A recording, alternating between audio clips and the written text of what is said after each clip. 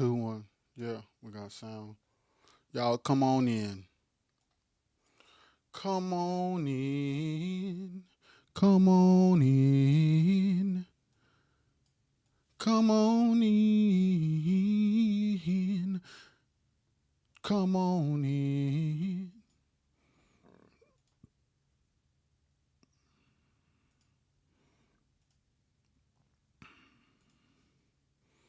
Let me strike up my phone real quick.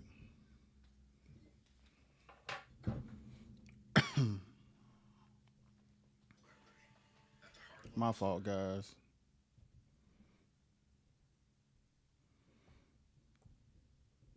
Delete all this. Come on in, y'all. Singers, musicians, promoters, content creators. Share this live. I'm always fixing my hair. I need a new one. Instagram.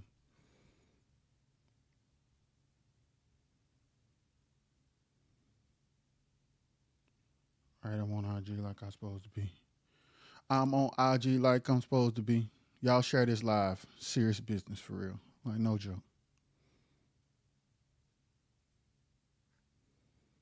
That man ain't playing no games.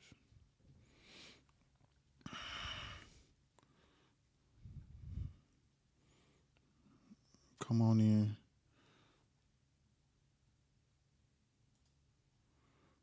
I'm about to play some talk music. Hold on.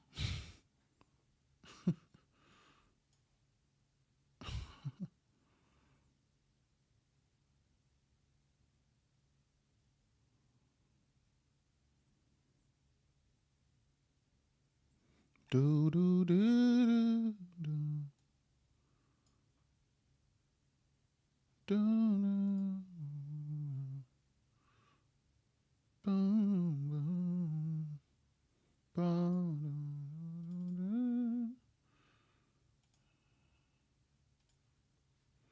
dun.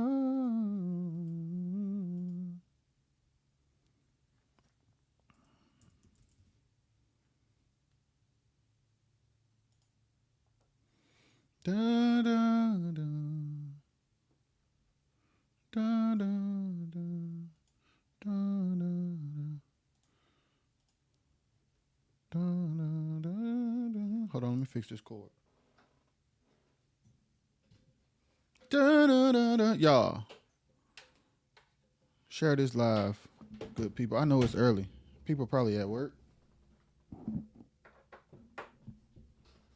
Not probably. People are at work.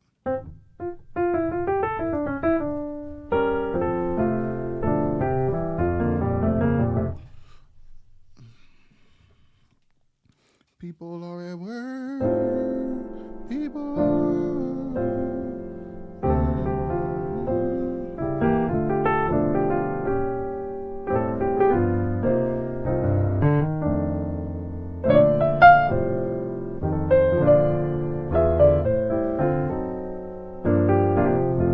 That piano sound good though. All right, so I'm gonna go ahead and start this. I'm gonna just go ahead and start talking. Y'all share this live as y'all come in. Um, all of us in the Quartet community know that a lot has happened in the last couple of days, and a lot has been, of course, because of like the content that I've been doing and the conversations that I've been having and the posts that I've been posting. Things that I want to know and things that I don't want to know now come to my attention. Just because of the nature of what's been happening. So instead of like responding individually, and I decided to just come up here. So hold on, let me make sure Instagram is where it's supposed to be. I just decided to come up here because although I don't have I don't necessarily have the information or the context or knowledge to speak on some things, I have the experience and the proximity to speak on others. So I'm gonna just kind of speak on all of it for real from a place of love and observation and a place of just like thoughtfulness is the right word. Thoughtfulness is the right word because at the end of the day, no matter why people do what they do, and no matter what happens, good or bad, mistakes, missing the mark, hitting the mark, there's always something to learn. So I'm gonna talk about everything that has been brought to my attention. And hopefully y'all start flooding in and commenting so we can like have the conversation back and forth. Any questions, anything y'all want to know, anything y'all want to say, anything y'all want to express. But I first want to start with the funniest thing. And I'm going to just say names because it's all out on the internet. The funniest thing that I seen was Gerald Tyson's live video that Gabby posted. That was hilarious. And it was hilarious because Tyson was, it was just funny. Like, it was just something funny to laugh at. Tell you what up. Like, Tyson's video was just funny. Tyson's video was just funny. Okay, so now that I got out the way that Tyson's video was funny, let's have the conversation about it. Because everything I'm going to say today is off the cuff, no script. I'm going to say names because the names have already been said. And I'm not doing this for clicks or rage bait or likes or follows. I'm doing this because in every situation, there's a deeper conversation that Quartet can learn from and hopefully will grow from. So, okay, the Tyson thing. At the foundation of what Tyson was saying is a conversation. I paid Chubbs a certain amount of money that he asked for. And I asked Chubbs to sing a specific song. He sung that song, but he did not sing it long enough. One, if that song, if a request like that is in a contract, if it's like saying, if the contract say the promoter is granted to request a specific song and the song must be sang for at least these amount of minutes, and Chubbs breached the contract, then Tyson being upset would be justified. Let me repeat that. If there was a contract and in black and white, the contract said that the promoter is allowed to request a song and that song has to be sang for a certain amount of minutes, then from a business perspective, if Chubbs doesn't sing the song requested for the certain amount of minutes, then the contract is breached. Other than that, in all of the Quartet concerts that I ever seen, artists use discernment, discretion,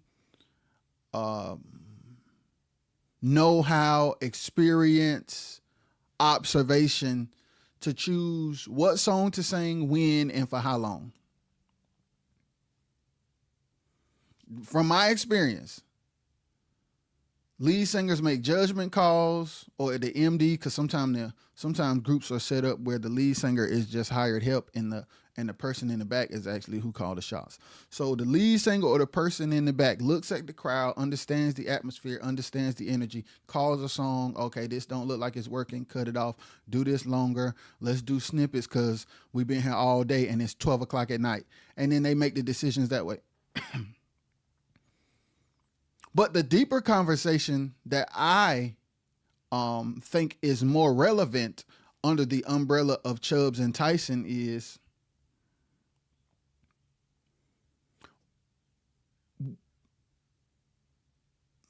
let me figure out how to say it right because I don't want to be offensive. Why not? Here, this is the right way to say it. Quartet groups. Why not build your brand and your fan base up so much so that you promote your own shows where you're in control of your set list based on the people you serve? Because to be honest, I don't know the situation, so I can't speak on it. I can't speak on the situation because I don't know it. But from experience, I know what it's like to be sitting in a program or a showcase or a program showcase program combo all day and night long. And by the time it's time to hit the floor, give them 10 minutes, let's go home, because they going either the people tired or they gone, or or the promoter gonna have to pay more for the building. Either way, something puts artists in a position where it makes more sense for their set to be shorter.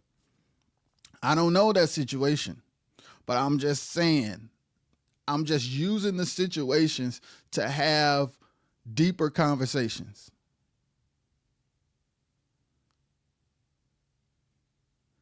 If it's in the contract, hey, the promoter is allowed to request one song or whatever song. The promoter is allowed to request a song, and that song must be sang for this amount of time. It's a breach of contract if that does not happen. If that is not in contract, even if it makes somebody upset, it's not illegal, because quartet artists, they use discernment and judgment and experience to decide what they sing and how long they sing it. And their sets and songs are automatically shorter if they are at the tail end of a program that has been going on for 20 hours. Okay, so that's that. And the other part of that is, I heard Tyson said in his video that like he paid everybody got paid. The headline was supposed to be that people didn't get paid, but everybody got paid. The mere fact that is a continual conversation. The fact that since I was a teenager, all the way up until now, I'm a grown man with a wife and children. The fact that is still at the foundation, the fact that quartet groups not getting paid by promoters is still at the foundation of every weekend's program. The fact that can even be a conversation every weekend at anybody's program, no matter what piece of the globe they own, is problematic.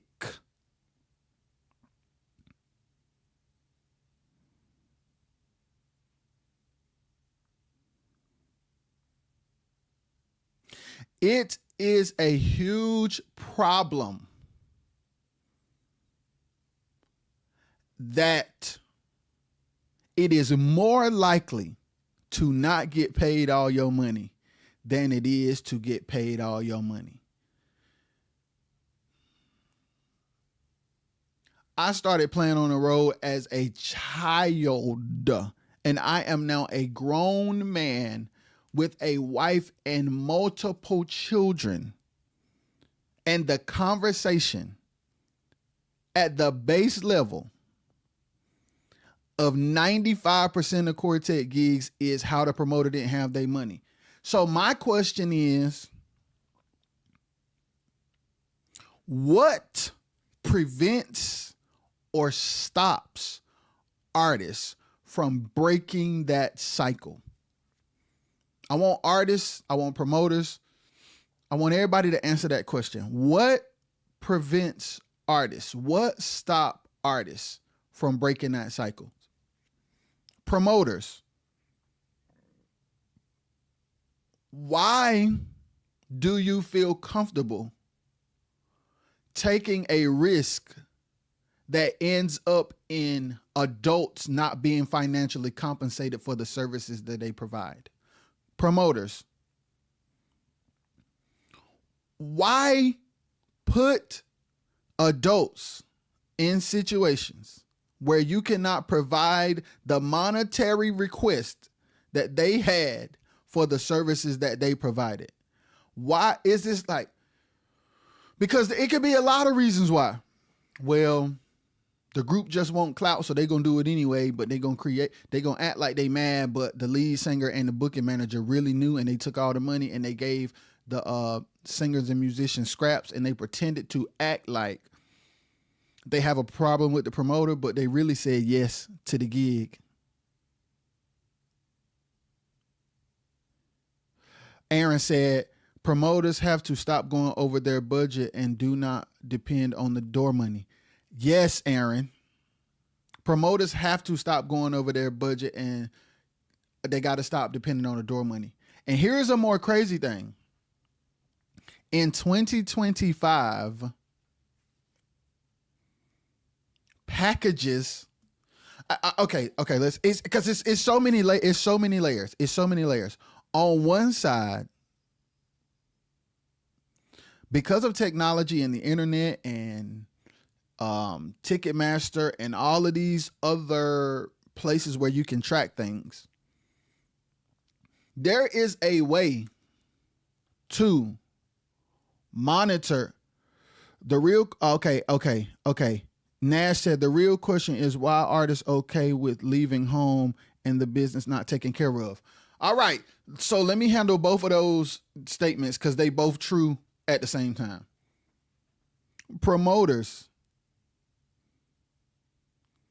are you a career promoter with the objective to make money, or are you an event planner who wants to say you threw a concert and you are okay with the L?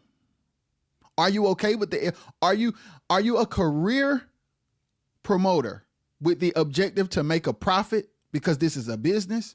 Or are you an event planner that just wants to say you did it, that you threw a concert? A lot of things have to start coming back to, why am I doing this? What's the point? Because if the point is to make a profit, half of the shows that promoters throw, they shouldn't throw. If the objective is to make a profit from a business perspective. And then to what Nash said, okay, a lot of groups are not drawing people to bring the money in. Aaron, that is my Aaron, I've been saying that. And what promoters say, and Nash, I'm going to respond to what you said too. What promoters say is, well, it ain't my fault. The group didn't draw. Okay, there's two parts to that. Promoter, you're right. If people don't come see the groups, they don't come see the groups. If a group don't have buzz in a region that you're having a concert in, you're not wrong when you say the group didn't draw. However, I'm talking straight to the promoters now. However, it is your responsibility to handle financial obligations contractually, no matter who came or did not come. Because here's the thing. If a group charges you to come and perform, and it is not contingent on ticket sales, they are owed their money no matter how many tickets you sold or did not sell. Now, groups, if you decide to go somewhere where you ain't hot, I don't know if that's smart. If you decide to go somewhere that you are not hot just to be on the road, I don't know if that's smart. So two things can be true at the same time. Promoter, why you having gigs if you can't pay everybody regardless of who buy tickets or not? And two, groups, why you going places where don't nobody know you, man?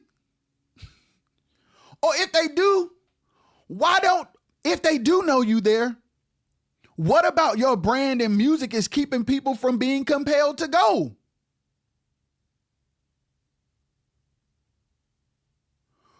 Rufus said, not really, Brody. Explain, Rufus. There's a lot of things that should be considered. Like, there's a lot of things. It's not just on the promoter and it's not just on the group, but there are questions you should ask yourself, because in my experience, I have not been a part of any organizations or seen any organizations in Quartet where groups put emphasis on building their brand and their fan base. They just put out music and they perform at concerts that they get booked for. I have rarely seen groups do the groundwork to build a demand. In this era, the 80s, the 70s, the 80s, and the 90s, the early 90s, I can't speak for that. But in the time that I've been a part of it and witnessed it and been in it and around it and conversations with high-level people, low-level people, mid-level people, I have not seen groups say, hey, guys, how about it's not smart to go over there because the data show that nobody's interested. How about, I ain't seen nobody sit down, evaluate the landscape, and then come up with a plan to be successful and lucrative. I just see people put up flyers, release songs, and go to gigs that promoters book them for without all their deposit. Get there, sing to 5 people, don't get all their money, and go home. And then they do that, they rinse and repeat. Tell me if I'm wrong. Rufus said, not really, Brody. I'm waiting for Rufus to respond. Hey, help me. Okay, let me see what Nash said. Nash said, the question is, which I already read, but I'm going to read it in. Anyway, the question is why artists are okay with leaving home and the business not taken care of. Artists, why are you okay leaving home if the business is not taken care of? Is it for clout? Is it for networking? Is the exposure more important than the money? Because to play devil's advocate, I can understand it's not the wisest thing to do, but I can understand, hey, y'all, we need to move around and be seen in these venues. The money ain't all the way there, but I think it's good for us building to be seen in certain regions so people will know we down with moving around in those regions. If you decide for that reason to go places where the business is not straight, all I've been saying this whole time is there needs to be other avenues of income to supplement the lack of money you gonna get when you go do that show. That's all I've been saying. That's all I've been saying. Okay, we got to learn how to love the road when it's good to you, but know how to stay off the road when it don't make sense to you. This is Richard Nash. This is Rich Nash now, who be playing for all the big boys. Rich said, we got to learn how to love the road when it is good to you, but know how to stay off the road when it don't make sense to you. And then Nash said, but promoters are wrong for bringing anybody that don't draw. I'm going to be honest with y'all. If you ain't hot, don't be headliner. Man, bring me on food. I got a few minutes. Hey, I'm on. Listen. Okay, I'm going to be honest with y'all. Don't want to miss the opportunity, especially if there's a bigger name on the set. Okay, Mont. How big is the opportunity if there's a financial loss and there's nobody in that building that can change your career? How big is the opportunity if it's a financial loss and there's nobody in the building to change your career? That's my question. So it's like, for people who have a 9 to 5, for people who wake up in the morning and clock in, or for people who have stay at home jobs, when you get up and you turn on your computer, or when you get up and you go to that system to plug in that you at work, you're not at work to be seen. You're not at work for exposure. You're at work to do a job and be compensated for your time doing the job. The business and the work aspect of Quartet seems to be secondary to being perceived as popular entertainers. Work ethic, compensation for time, honoring contracts, presenting great production, all of those things seem to be secondary to being perceived as pros. It seems as if, and I can't speak for everybody, please comment and help me. If you're watching this now or if you're watching this later, comment and help me, because I don't know everything. But in my experience, being perceived as pro has been more important than handling business. It just, the bigger opportunity ain't in Quartet until we build the platform. We can't even sell out arenas. This is Nash, and y'all know Nash. Nash would be considered a professional quartet musician. Mont said, just to say they did it and sang on the same programs as somebody with a bigger name, or in the other case trying to sing like the big dog, or as if it's a popularity contest. See it a lot in smaller towns. Okay, now let me ask this. All right, I'm gonna be honest with y'all.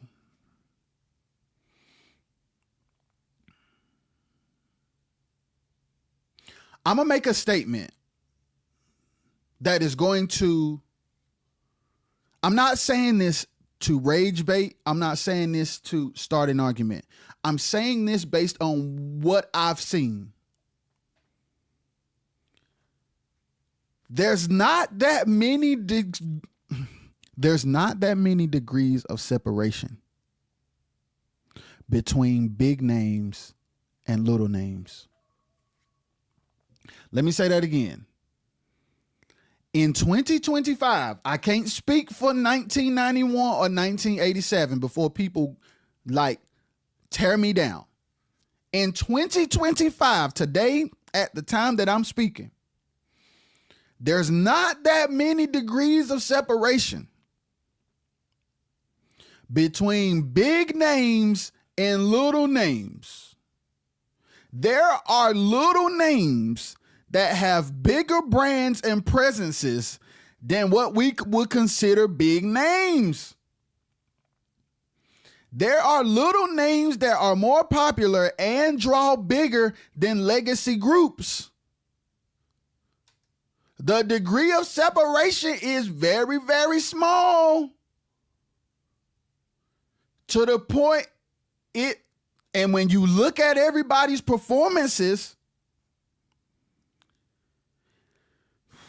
it is not far off to say that everybody pros and lokes at the same time. No matter how long you've been out here. Because I be seeing pros with dusty performances now. And I be seeing lokes on point. Let me say it again. I be seeing pros with dusty performances. And I be seeing lokes on point. So the degree of separation between big and small, it real little. It's real little.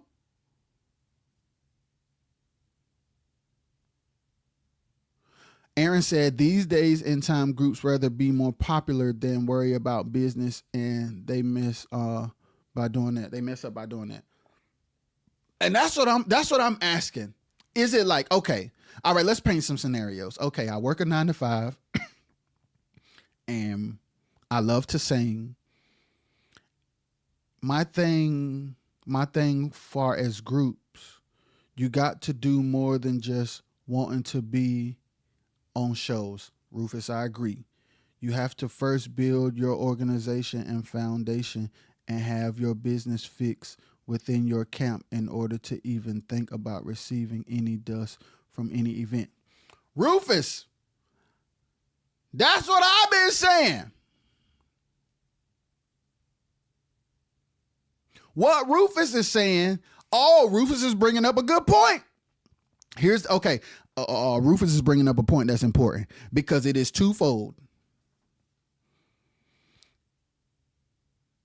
Groups need to do more than worry about being on shows. They need to build an organization and a foundation in business. How many groups is an actual business entity? How many groups is an actual business entity?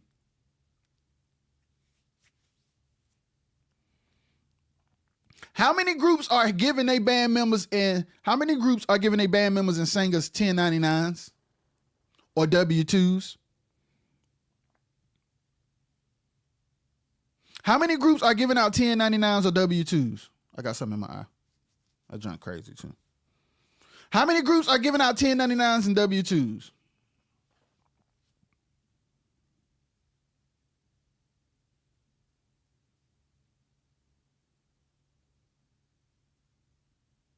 Bro. That's a problem.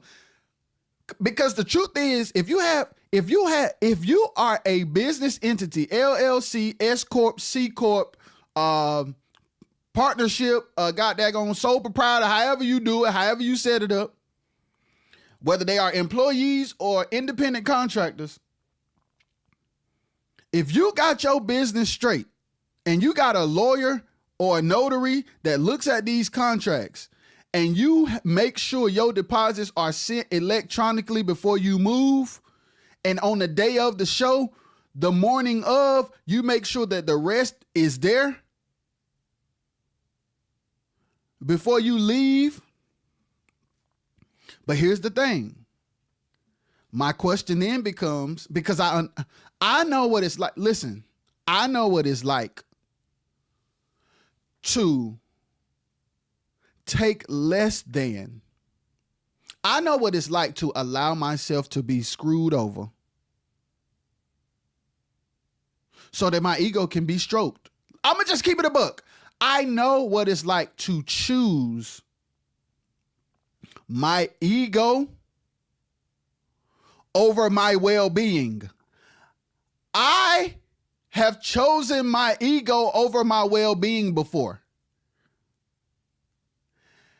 And after doing it a couple of times, I realized it wasn't worth it. So 30 years of a genre choosing ego over well-being is insane.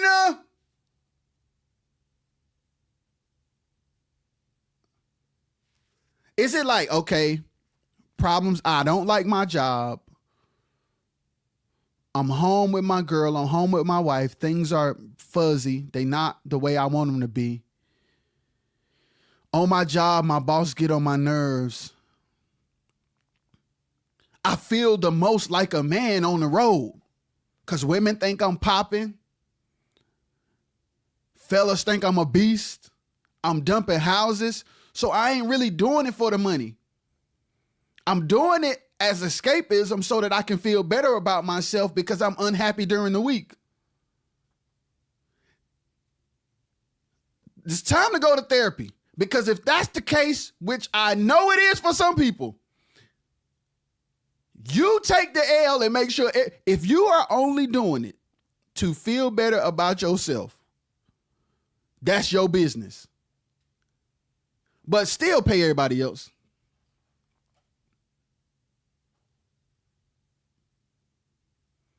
Make sure the people who love what they're doing, who love their family, and who are leaving home thinking they are building a career, make sure they taken care of, because there are some people, I'm a living witness. You are looking at an example of a man who used to be a boy, who was on the road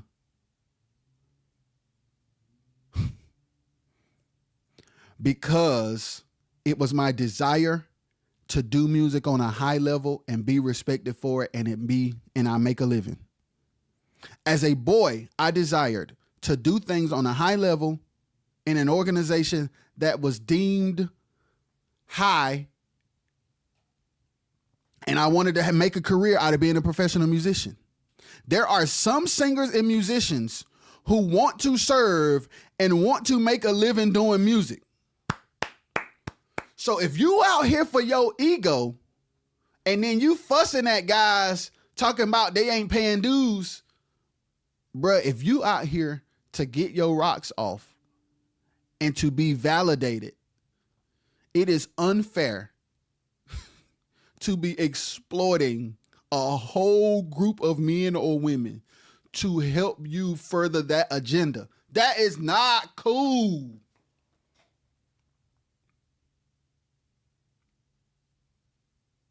That's not cool.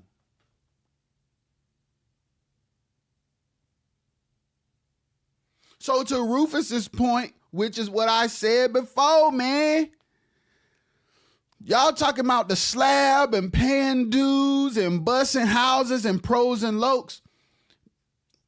What's the business entity? When I put gas in my car to go to Mobile, Alabama,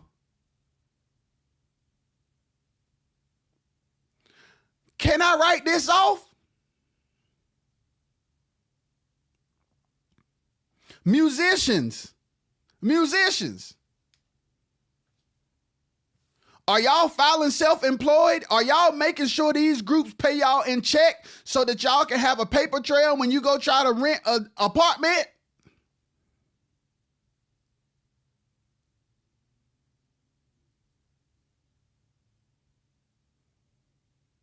Do you have documentation that shows that you're getting paid? Or are you using being under the table to prove to the court that you don't make a lot of money so you don't have to take care of your responsibilities?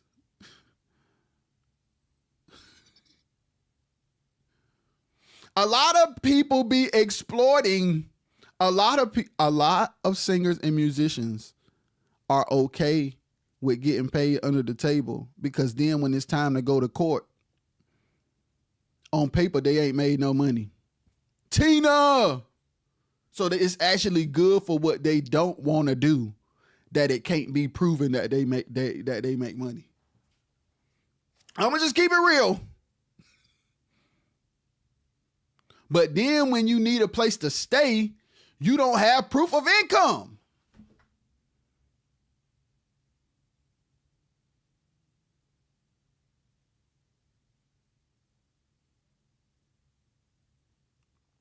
You don't have proof of income, man. You don't have proof of income. You don't have proof of income. These are all things that I dealt with. When I got ready to get married and needed to get an apartment, I did not have as much money as I was making. I had no proof that I was making it. Trey, what up? Man, I keep gas receipts, food receipts, and anything I have to dish out, I keep on record. Yes, you have to. You have to keep it on record, guys. When you pay, first of all, and I'm going to say it, and I keep saying it, and I don't care how people feel about it. If you only getting paid $1 and it took 50 cents to get there, You not paying dues, bruh. That group owe you that 50 cent back.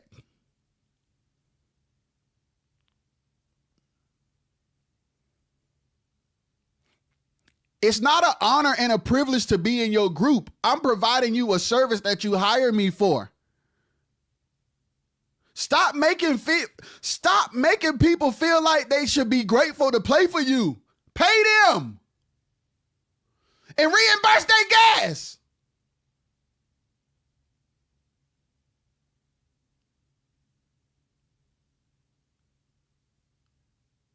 Boy, all your background singers flat and you ain't never got a consistent band. It's not an honor and a privilege to play for you. Pay me.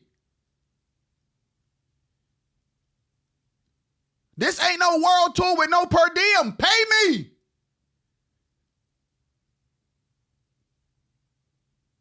What in the world? Y'all got to stop guilting people into feeling like you doing them a favor by letting them play for you. What is that? That is wrong. That ain't right, man. That ain't right. That's not right, guys. That's not right. That's not right. That's not right, bruh. And then you got young. I used to be listen to me. I used to be a child who watched Memphis 1 and Memphis 2 and Doc with the daggone smoke machine and who else? The Keynotes, all of the Live in Jackson stuff. Live and Alive with Keith. The Williams brothers with daggone Juanita Bynum and Carlton Pearson on it. I used to watch these DVDs and VHSs and dream of being with a group like that on stages like that. And then when it finally happened for me, I was like, oh, well, doggone. Well, I will be.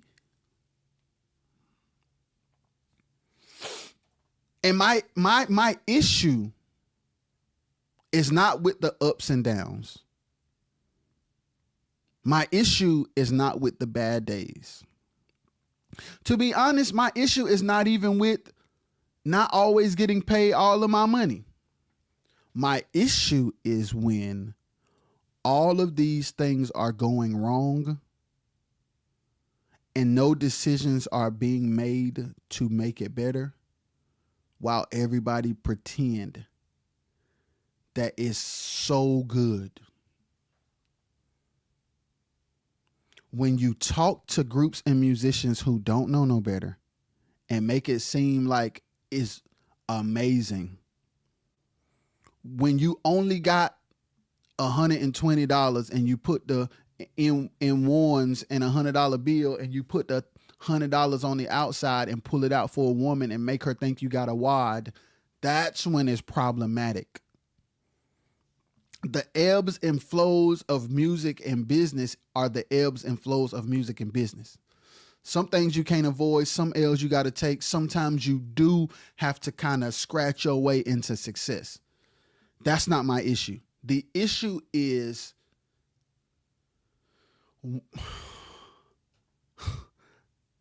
when we fake about it.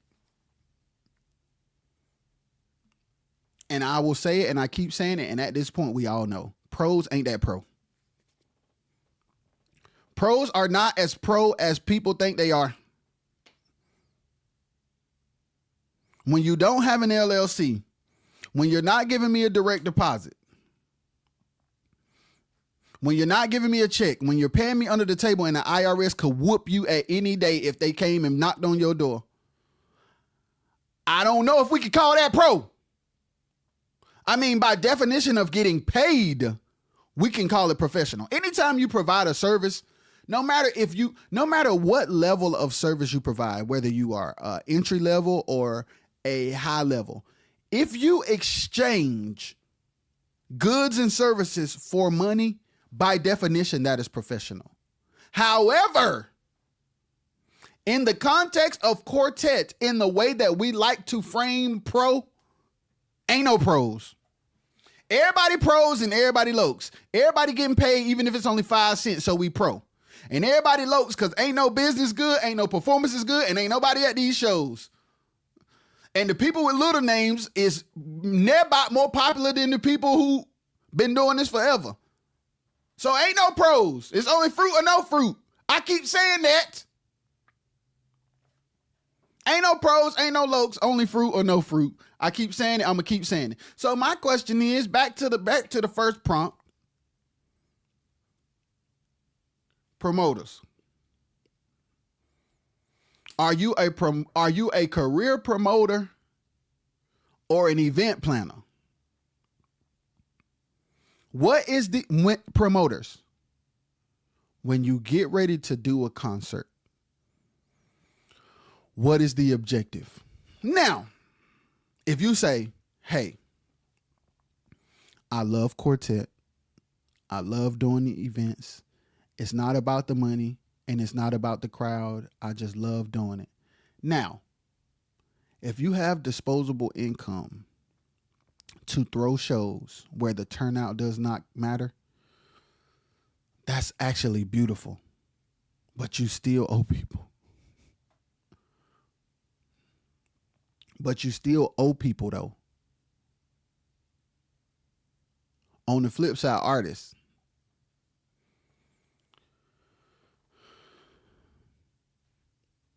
If your whole group play at church and got jobs and you don't need the money, I got to preface this, it's important. If your group got jobs, your band got jobs, your keyboard player play at church, and y'all just go on the road for fun, you can afford that ill. You can have fun. It's like, hey man, we don't do it for the money. We actually don't need the money. We love it and we just do it because we love it. We don't need the money. We are all financially stable and this ain't about money. That is cool. Here's what's not cool. When people can't work their job because they out all week, so they can't have a job. And this don't pay good, especially with what's going on right now with the president. This is definitely the worst time to leave and go 12 hours from home and the promoter ain't got your money. It ain't never been more worse of a time in my lifetime than now to do what we've been doing. There are artists in other genres that you have never heard of that make 6 figures a month that don't do shows.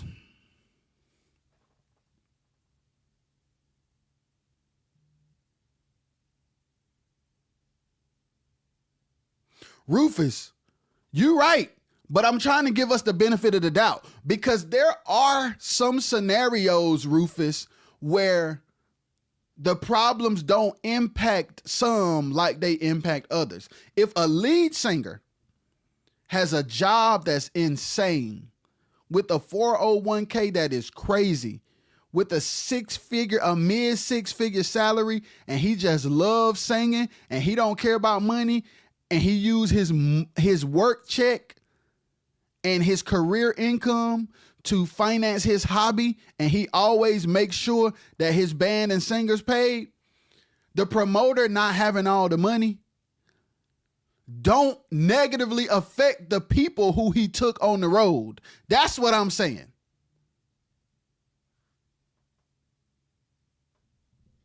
That's what I'm saying.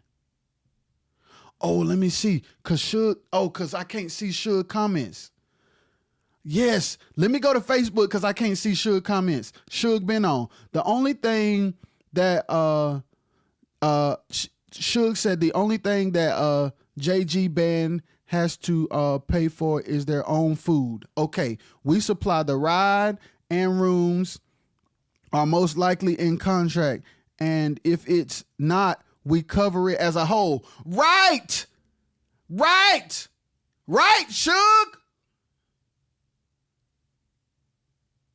Right, Suge?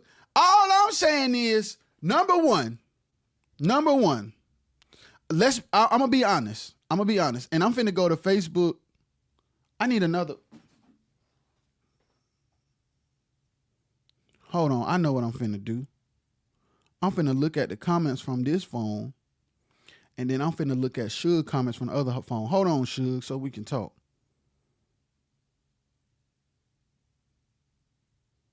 I gotta make sure I can talk to Suge, man. Y'all give me a second. Let me make sure I can talk to Suge. Russell, what up? The other Russell. We got 2 Russells in here.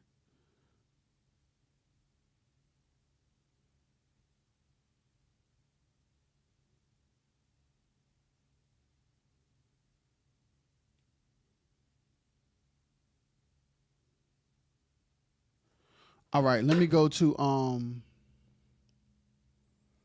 Facebook so I can see Suge's comments. Suge, yes, Suge. Suge said the only thing the boys got to pay for is their food. And I'm with that. Let me see what Suge. Yep, yeah, I see you, Suge. I see you now. And guys, here's the thing, guys. The problem is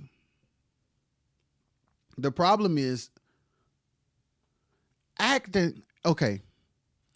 Let me get my thoughts together. Playing the humble role is the better way to go in a genre where business is this unstable. Most of my band are 10s and 20s with us though. I have a crew and we treat our fellas and girl bass player right. That's why they've been with us so long. Exactly, Suge. That's another thing to Suge's point. When you don't do good business, people quit. If it don't make sense for as far as business, then it's absolutely on to set home. Yeah. Use the time to tighten up the count. Rufus, that's what I be saying, Rufus. Y'all, listen to me. I'm going to say it again because I'm back on track. There are artists in other genres that we have never heard of that uses content and streaming, and they use content, streaming, and membership platforms to make 6 figures a month without doing shows. The bad shows alone are not the problem. The problem is acting pro, because we love to present ourselves as more than we are in the presence of people who don't know no better. I've listened to people, big talk, inexperienced people, where I know the truth, and I just shake my head. Yeah, man. Yeah, man. Well, you know, because I'm saying this like over here, man. I'm like, over here, people can't pay their bills, bro. So deflate your chest, please. Please. Yes, a YouTube video went viral that's on a label or somebody else's platform. You're not making no money off that. So yeah, you may have been on that video killing, but you don't have the money to pay your rent. And we all struggle. So the struggle alone isn't the problem. What makes it problematic is when you inflate your chest and downplay everything else that don't look popular while you can't take care of yourself. That's when it's problematic, because that's disingenuous. It's fake. It's not real. It's not real. Oh, Lord. It's not real. It's not real. It's not real. It's not real. It's not real. Hey, we love doing this. It don't make a lot of money, but we do it for the love of it. We do what we can. We understand that this genre right now is shaky. We understand that program turnouts are not the way they used to be, but we don't let that stop us from singing, and we supplement the income to make sure that all our guys and girls are taken care of. And when we go on stage, we give it our all. We're here to serve God. We're here to perform for people, and we're here to impact lives in the most authentic way we can. And we do what we can on the business side, but our guys got jobs. I got a good job. I make sure everybody is taken care of. People don't want for nothing when they out here for me, and we stay out of the way, and we just do what we've been called to do. That's respectable. But 99.9% of people, no, I ain't gonna do that. 70% of people, let me be realistic and not use hyperbole. Let me not exaggerate for the sake of being funny. There are a lot of groups who take on the character of being professional and elite. But if you lift up the hood, they probably, as a group, aren't doing as well as a loc. That's what I'm trying to say. There are some local groups who are sustaining their organization way better than pros, bruh.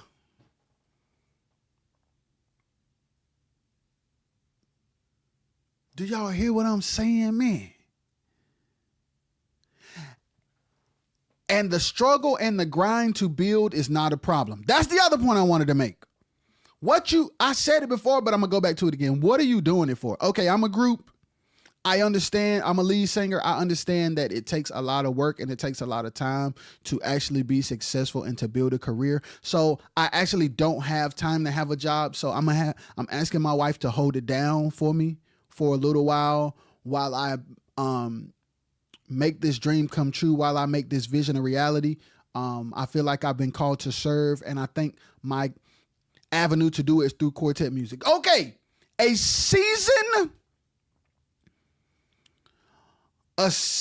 of penny pinching with the objective of building something that generations will benefit from is very different from just being a non-working broke pro. Them two different things, man. Okay, sweetheart, can you give me 6 months? Can you give me 9 months? Can you give me a year? I can't work and do what I need to do. But when you wake up in the morning, you talking to your MD, you making content, you building relationships, you writing songs, you in the studio, you looking up SoundScan, you looking up Sound Exchange, you making sure your distro key is straight, you making sure you know your numbers, you talking to people, you talking to lawyers, you grinding, you in the studio, you grinding. If you're grinding with no job every day to build a brand and a following that can change your group's life, and you not just dependent on gigs, and you got a penny pitch, that's one thing. But when you are a non-working broke pro pretending to be elite, that's a different thing. Suge said, and start paying your people in a check. I said that. Suge, tell them. And start paying people in a check so they can file taxes and get Social Security when they, yes. JG is a family. We most definitely love our band as much as the girls. All of us have jobs, but that's a whole second job. Yes, Suge. Suge saying, hey, pay these people in checks so that they can draw Social Security and so that they can file taxes.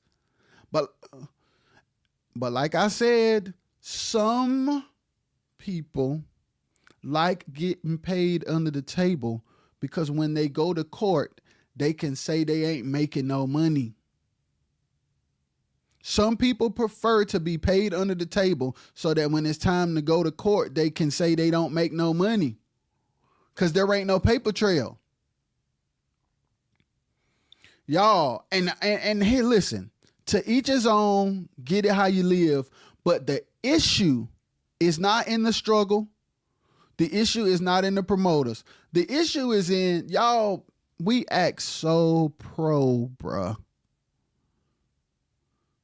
And that is unhealthy. It's unreal. It's as if we are creating a alternate universe on the weekend.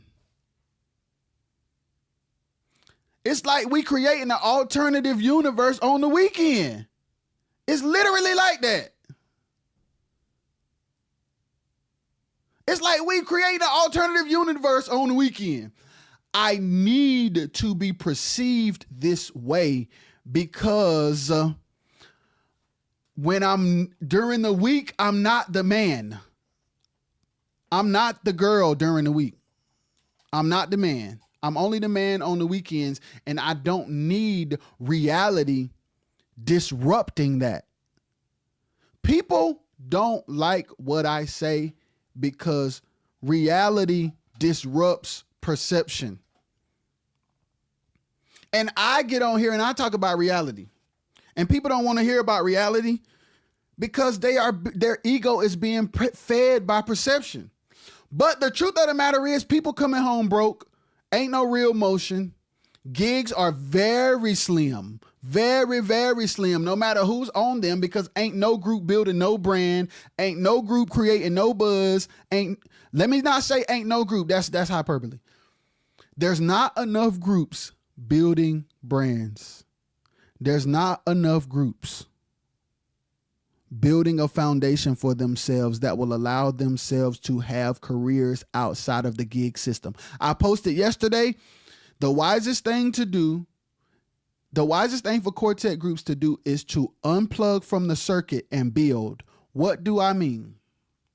Which will get me into my next topic.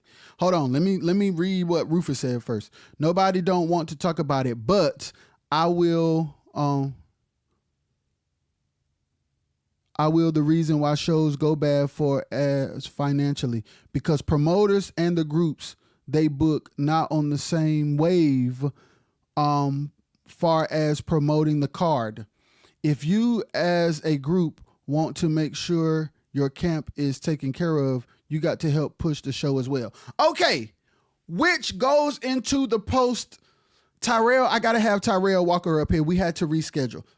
Tyrell posted a post saying, should groups be responsible for promoting a show that they own? Some people said yes, some people said no. I said, Rufus, responsible is a heavy word because responsible can come off like it's not the promoter's job to promote the show. It's the group's responsibility. However, I ain't never seen no artist not tell people where they performing.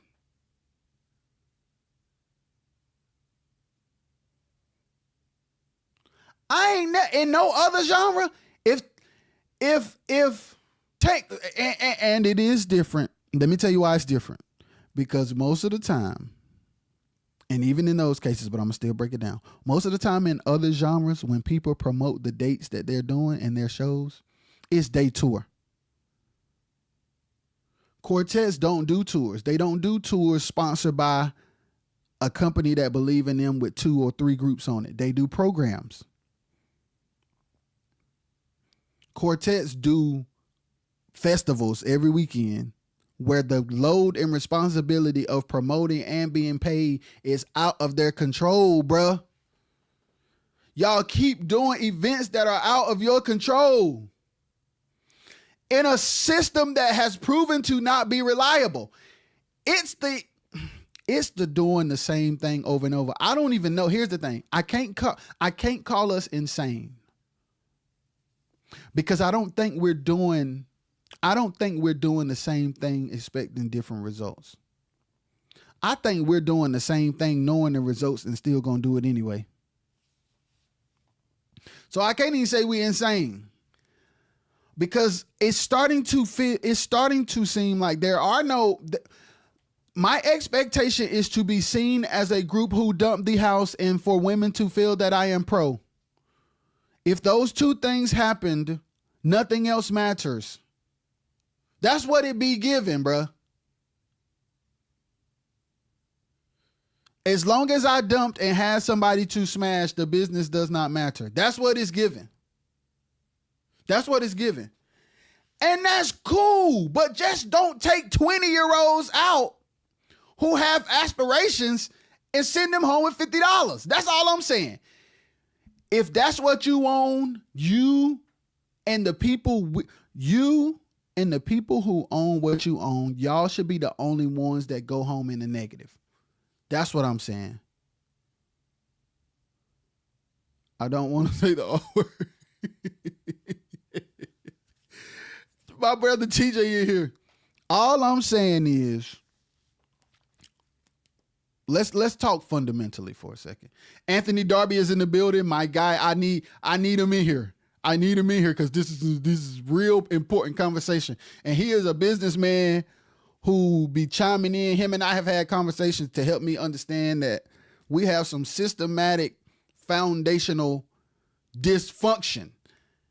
And I really think it's ego-driven. And let me tell you why I think it's ego-driven. I watched a documentary on our people, meaning melanated people, because I do not want to get banned. So I watched a documentary about the time of segregation.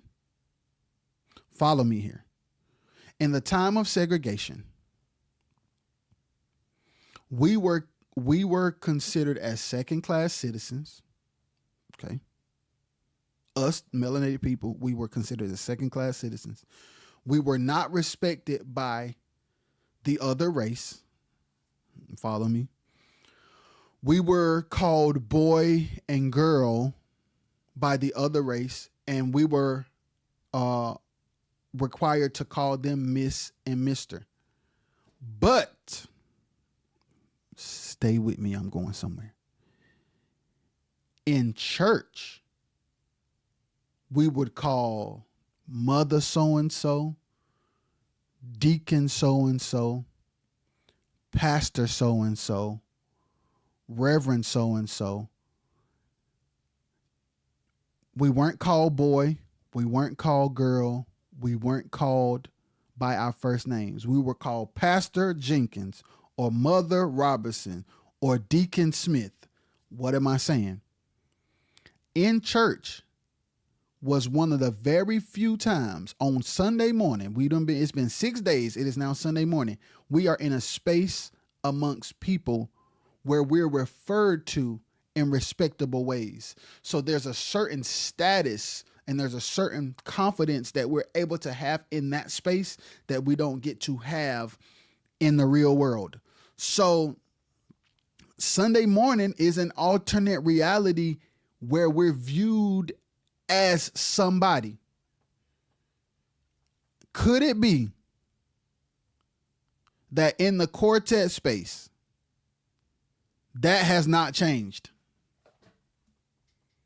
And could it be that the feeling of being respected and the perception of status is more important than good business for the sake of how it makes us feel?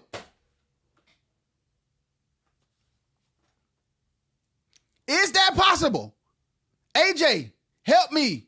I'm trying to learn. I'm asking real life questions because I am trying to figure out how, Sway, have we been out on Friday and Saturday and Sunday? And Sunday, we're doing an anniversary that we've been doing for the last 3 years where they never had all our money, and we're going to do it anyway. I don't know no other reason than to be perceived a certain. I don't. There's no. The only logical reason is status. It's not business. It has. So it's like. So my question becomes. Okay, when it comes to Quartet, is it safe to say that people are not going to demand better business because status is more important? Because here's the thing. When you demand to be respected, you're going to be home more.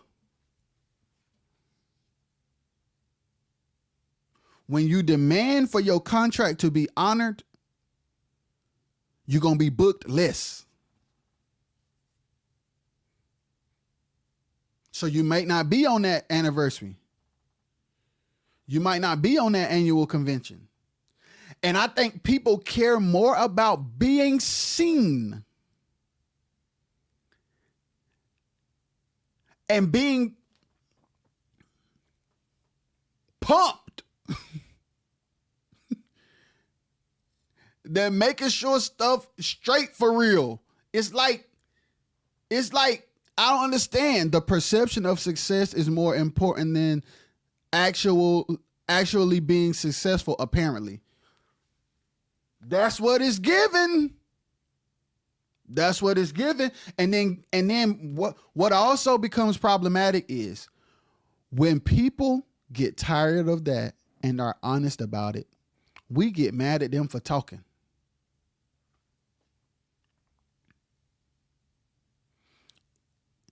It's high level of insecurity and low self-worth. AJ, it has to be. And I want to let's have a real conversation. AJ, before you got on, I was just saying that it's like, okay, if I'm struggling during the week, I hate my job, my boss is disrespectful, me and my wife ain't good, my kids get on my nerves. Okay, I know the promoter ain't going to pay me all my money, but the bros gonna hype me up for busting the house and the women gonna give me them cookies, bro. And I just need that outlet to feel like somebody. If you gonna do that, don't drag 7 people down with you. Groups gotta learn how to be okay with being booked less, at least when you handle business correctly. When you leave home, it makes sense on both ends. Jacoby. Here's the thing. What's wrong with being booked by promoters less when you are in 2025, when you can do your own shows and make money online? Insecure people need the ego boost, bro. That's what I'm starting to get. That's the revelation I'm starting to have through this dialogue with y'all, through this conversation. When you can make money online, when you can put together a show from your garage where you charge people $15 a piece to have a digital ticket, if you get 50 people to come, it is more lucrative than going from New York to Tallahassee for $1,500 with 8 people.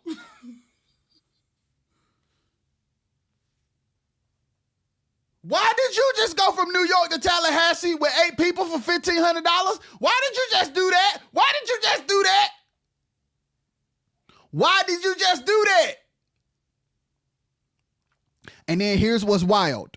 Here's the other thing. Here's what's crazy. Back to Rufus's point, here's what's crazy. Now this we need to talk about. This is because this is I don't know how we should handle this, but let's talk about it. So now let's take the group that went from New York to Tallahassee for $1,500. Help me. Now I need help with this because this part I don't understand, and I really need y'all to comment and help me. Don't play. I need all the secret people that's secretly watching. I need y'all to chime in, please. In the scenario where the group goes from New York to Tallahassee for $1,500, that's what they say they charge. And then the promoter say, man, they ain't even worth $1,500. I ain't paying them that. They ain't worth $1,500. In 2025, $1,500 for 8 people to go from New York to Tallahassee. It's like we are looking at the dollar. We are looking at the dollar amount. AJ, please help me. We're looking at the dollar amount of $1,500 with the status of the group. And I don't know how you're determining the status. I really don't know how the status is being determined. I don't know if it's arbitrary. I don't know if you're looking at social media numbers, because ain't nobody got no content online like they should. I don't know what you're looking at, because ain't no shows got no packed out houses. So I don't know how we're determining status. But it's like, we'll be like, man, I really like, maybe that's what it is. The promoter, like, I really like them and I want to book them, man, but they charge too much. They charge $1,500. You in Tallahassee and they coming from New York. What you mean they charging too much?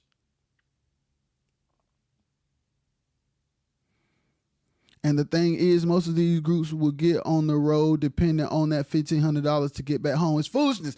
Jacoby, I don't understand. The group is insane for leaving home for somebody that they get their deposit from. And promoter, you sound crazy saying they ain't worth it. They coming from a million miles away. So when I hear conversations like that, it makes me say, if everyone is getting paid the same, it's not even $200 per person.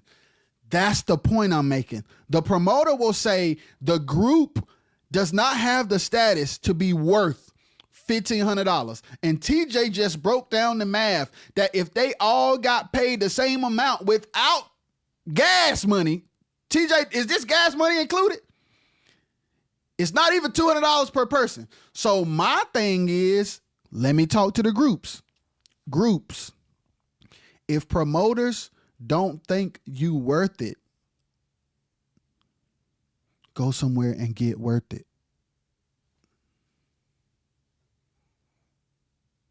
Don't be mad at the promoters groups. Get with your group, get with your band, get a videographer, get a content strategist, and get worth it.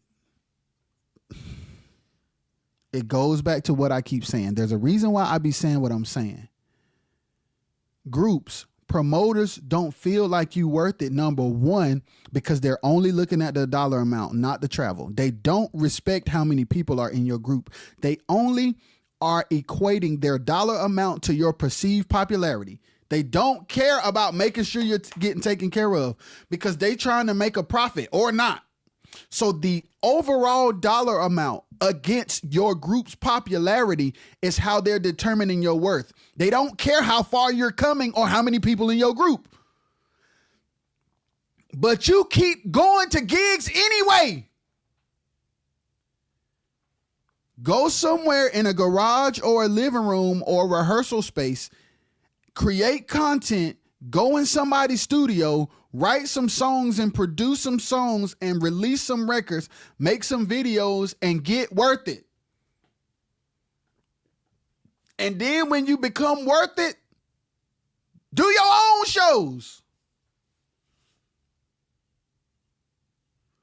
Lisa Knowles and the Brown Singers sold out the City Winery in Nashville, Tennessee. Lisa Knowles and the Brown Singers sold out City Winery in Nashville, Tennessee. Lisa Knowles and the Brown Singers sold out City Winery in Nashville, Tennessee. On a weekday. On a weekday. On a weekday. On a weekday. On a weekday. On a weekday. On a weekday! Not a promoter at a program on the weekend. I don't understand. Going knowing the promoter ain't credible is another issue.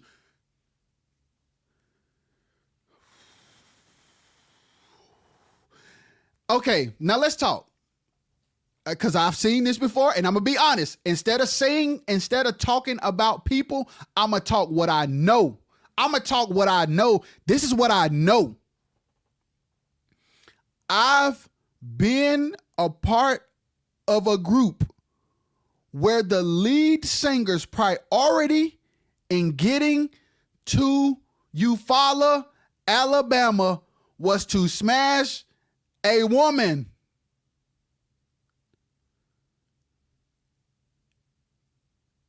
booked a gig so the expense to smash a woman would be on the promoter.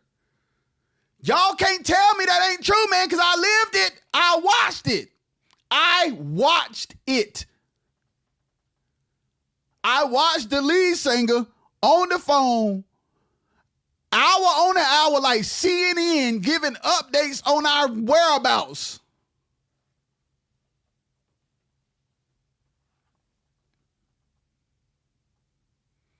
I've lived that. You can't tell me it don't happen because I watched it happen. I played for a group where the group was booked for Eufaula, Alabama, and the lead singer's priority was a specific woman he was smashing. And he used getting to the gig to get some on the group dime. That's not cool, bro. That ain't cool. That ain't cool. These promoters just fast talkers. They not even promoters. And let me say this. TJ said these promoters are fast talkers. I don't even know if we should be calling them promoters. I think we should be calling them event planners. Jokers will do almost anything for some. Boy, they will. They will cross the ocean for it. They'll give you $25 for it. Hey, here's the thing. Let me say this calmly. Promoters who are watching this, please tag promoters. In 2025, the local radio station and flyers at the barbershop is not enough to say you promoted the concert. The local radio station. Young people are on TikTok, YouTube, Instagram, Spotify, Apple Music. They not listening to no radio, man. And when they walk in the barbershop, their phone is in their face until they get in the chair. And then when they get out of the chair, the phone is back in their face till they get to the car. They did not see that. They did not see that corkscrew bulletin board thing, man.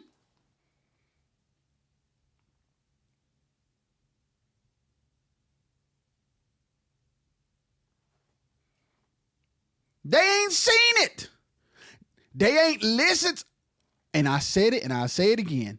Every time I've seen the crowd, every time I've seen a camera being panned to the crowd, I see senior citizens, peons, children, and other groups. When the camera is panned to the crowd, I've seen senior citizens, peons, children, and other groups. Somebody in the comments tell me I'm lying. Somebody in the comments tell me I'm lying.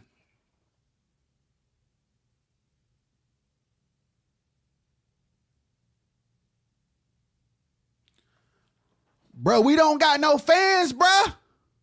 We don't got your group don't got no fans, bro. You don't got, listen. Instead of prioritizing busing houses and going all over the country for $1,000, sit at home, man. Make songs, release them. Make videos, content about the songs. Build a community. Engage in the comments. Do virtual meet and greets. Do Q&As. Go to coffee shops in cities near you with 5 of your top favorite fans in that city. Invite people to a secluded private event for 20 people and film it. Stop, bro, you got to only want to do it to be seen. You can't be trying to build. Because if you were trying to build, you would not make decisions that are counterproductive. If growth is the objective, decision making that is counterproductive is literally foolish.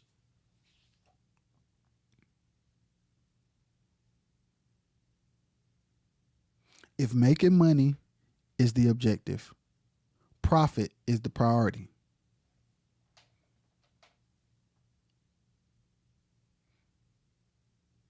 If making money is the objective, profit has to be the priority. If building a fan base is the objective, going where people are should be the priority. So if I'm trying to build a fan base, going to shows for promoters where 10 people gonna be there is counterproductive. It is counterproductive to use empty shows with no videographer with you to build a fan base. Okay, so it brings me back to the biggest question. What are we doing it for? Why? Because if you're doing it to minister, and if you want to go into the hedges and the highways and the byways, the internet is the hedges and highways and byways now. The road is not the hedges and byways, y'all, and highways. No. In 2025, if the objective is to minister to as many people as possible, okay, if you don't believe me, let's go political. Our current president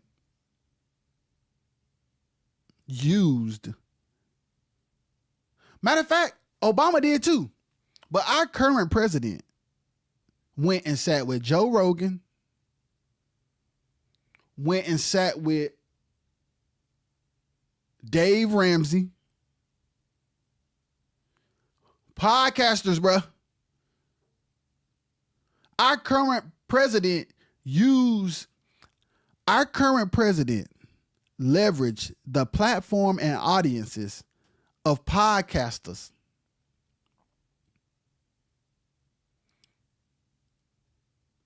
to spread his message. And Quartet groups is still on the slab, not maximizing the internet.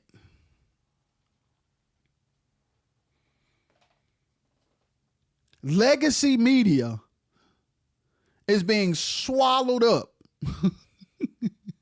like TD Jakes by attention being dispersed to independent media companies and personalities. Companies are being restructured because people don't watch legacy TV. And we down here in Quartet still only hitting the road. If it's shifted up here, it got to shift down here. If it's shifting up here, if CNN and Fox and the boys is saying these independent media personalities on YouTube are taking our eyeballs, so we need to make better decisions and different decisions because our platforms ain't as big as it used to be. We need to understand how does that correlate? How does that correlate to Quartet? The road ain't what it used to be. The crowds ain't what they used to be. And promoters ain't paying, which there's always been issues with promoters, even when there was big crowds. So no matter how you slice it, even if you're playing devil's advocate, you continuing to do it this way is not productive. If growth and expansion is the objective, I got to throw that caveat in there. Why do I have to throw that caveat in there? Because if validation and ego pumping is your objective, you are going to prioritize getting to shows for your ego to be pumped. So I have to preface what I'm saying by saying, if the objective is to build and grow, Doing shows for promoters who don't got your money, far away from home, where what it costs you to get there, the promoter saying you're not worth. What it costs you to get there, the promoters are saying you're not worth. And you're buying into that and being like, yeah, man, you're right. We are just starting. We need the exposure, man. Let's just bite the bullet. No. We live in 2025 where one TikTok video, the Brown 4, can change your life.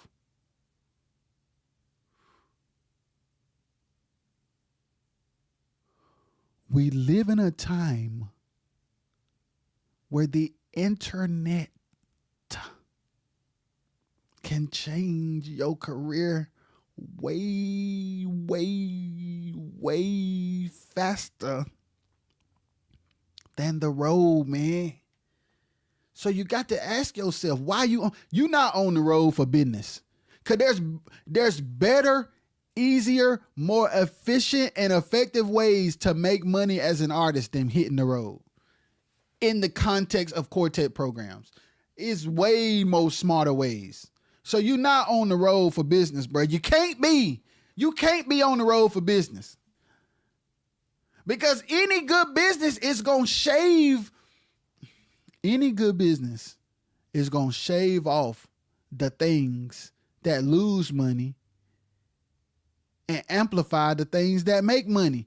Any business person whose priority is profit is going to eliminate the things that lose money and magnify the things that make money.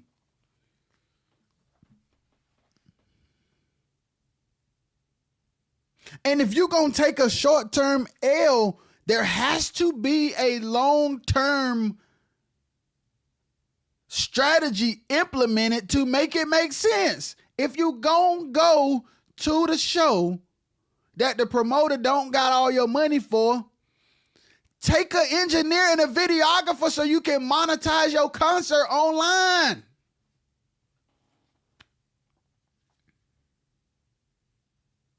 I keep saying that, man.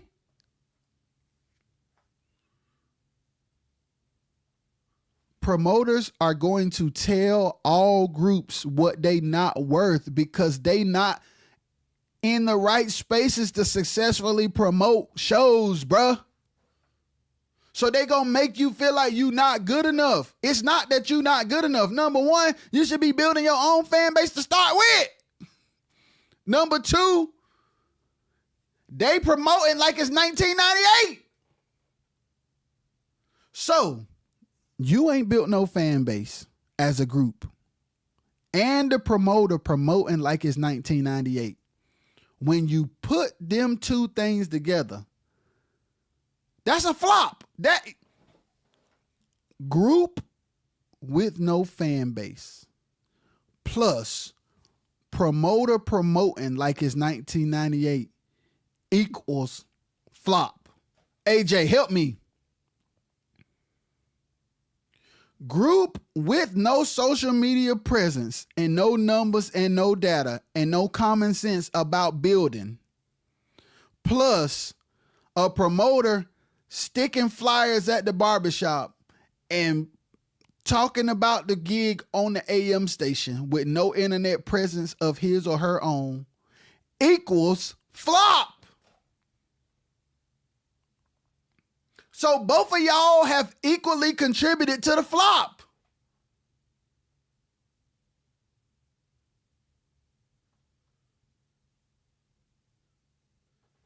Both parties have equally contributed to the flop.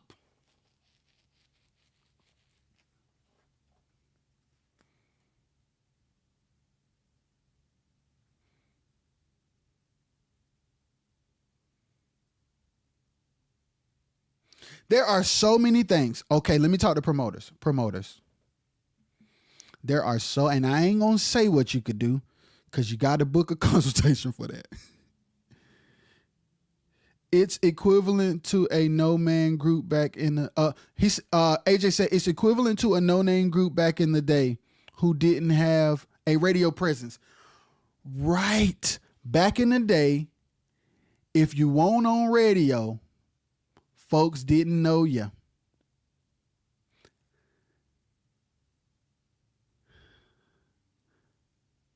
The internet is the new radio, man. That's what I don't know no other way to say it, AJ. There's no more Bobby Jones. What's the new Bobby Jones? Your own platform, bruh. Build a brand, build a Okay, promoters. Let me talk. I gotta cook. Promoters. Where is your brand and social media and some kind of content? I am not going to give specifics unless you book a consultation. Where is promoters and promotion companies? Where is your presence when you don't have a show? What are you doing to get eyeballs in your region so that by the time you announce a show, you have built so much trust, leverage, and such a big fan base in a 30 to 50 mile radius that because people love you and your brand and your message, that it don't matter if it's a Quartet gig or a Christmas party for tits, they coming. What are you doing, promoters, on the internet when you don't have a gig that sets you up to have a successful gig? I'm giving game, promoters. Your lack of presence in places that eyeballs are affecting how your events turn out, man. No one knew you. So you was a loke. The internet is everything. AJ, people getting life-changing career opportunities from being discovered on the internet. Justin Bieber is a Canadian who was discovered on YouTube by Scooter Braun in Atlanta. Justin Bieber is a Canadian who was discovered on YouTube by Scooter Braun in Atlanta.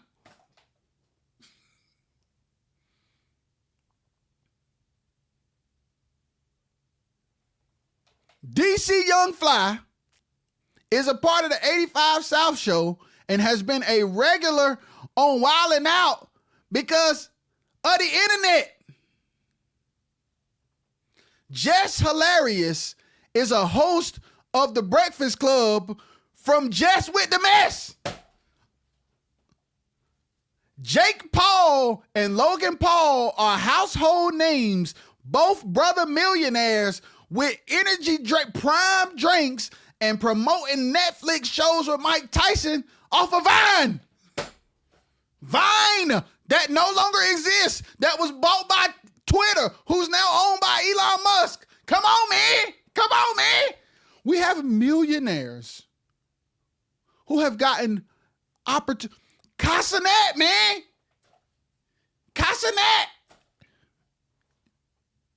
Duke Dennis.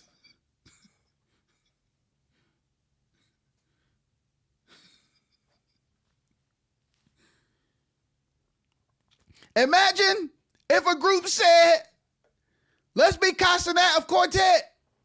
We don't do shows, we just stream.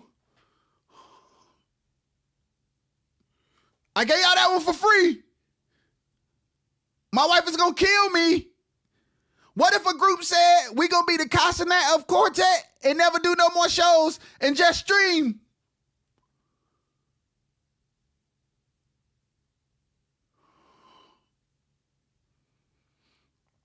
And what if you had 1,000 loyal people that paid you $20 a month? I'm about to cry.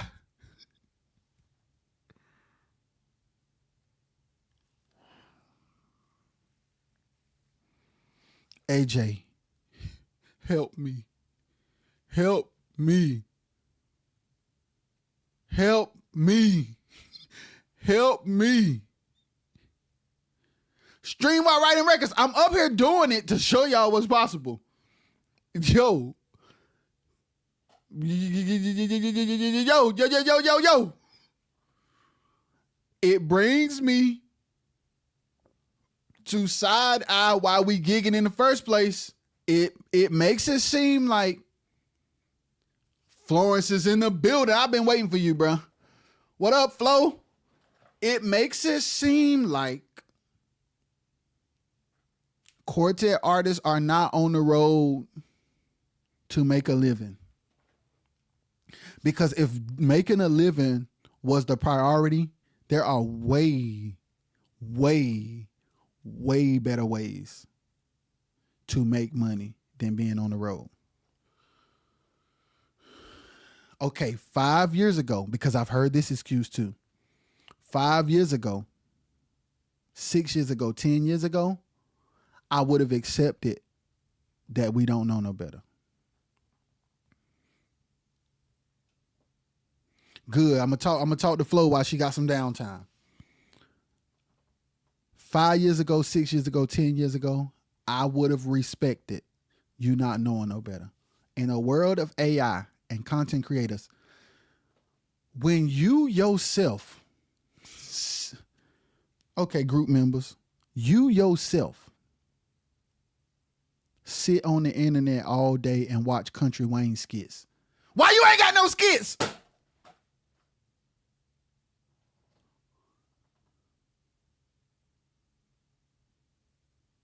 Oftentimes, it's not what you say, but how you say it that move people. Joe,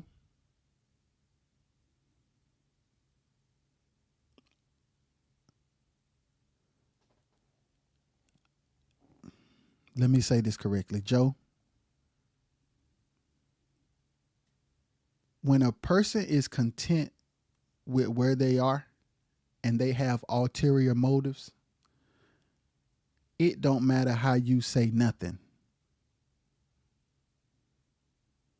And when a person wants greater for their life and are tired of where they are and will do anything to grow by any means necessary, it don't matter how you say nothing. Although that statement isolated is true, in this context, it don't apply, Joe.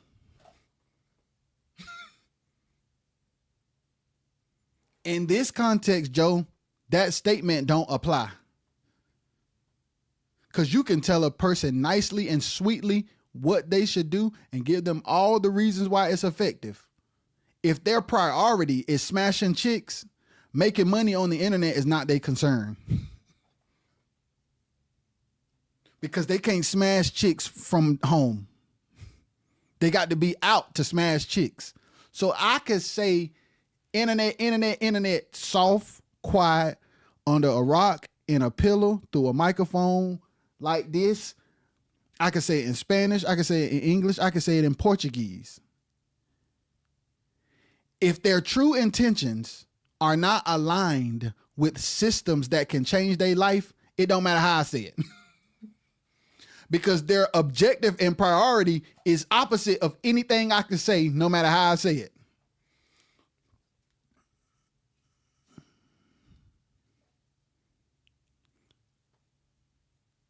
Anthony Darby said, outside of the stage, that's all most quartets have to make them feel like they belong or accept. That's what I'm saying. When they don't realize, y'all don't realize how much y'all quartet groups. Now, let me give y'all some love. Y'all don't realize that y'all are so dope that y'all could sit in a garage in the country with a cell phone on live and get responses and money and streams that you never would have dreamed of that a quartet gig cannot give you, bro. You could get way more validation sitting at the house. You could get way more validation sitting at the house. And you don't have to be eating Vienna sausages to get your ego stroke. You can get your ego stroke from the crib.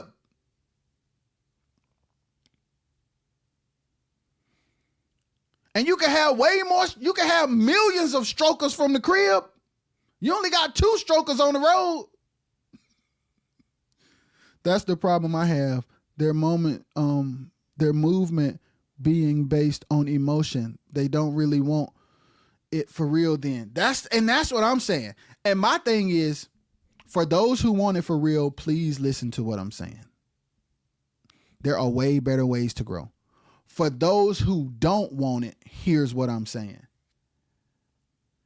Don't hire people who want it and you use their hunger to grow to further your agenda to get your ego stroked.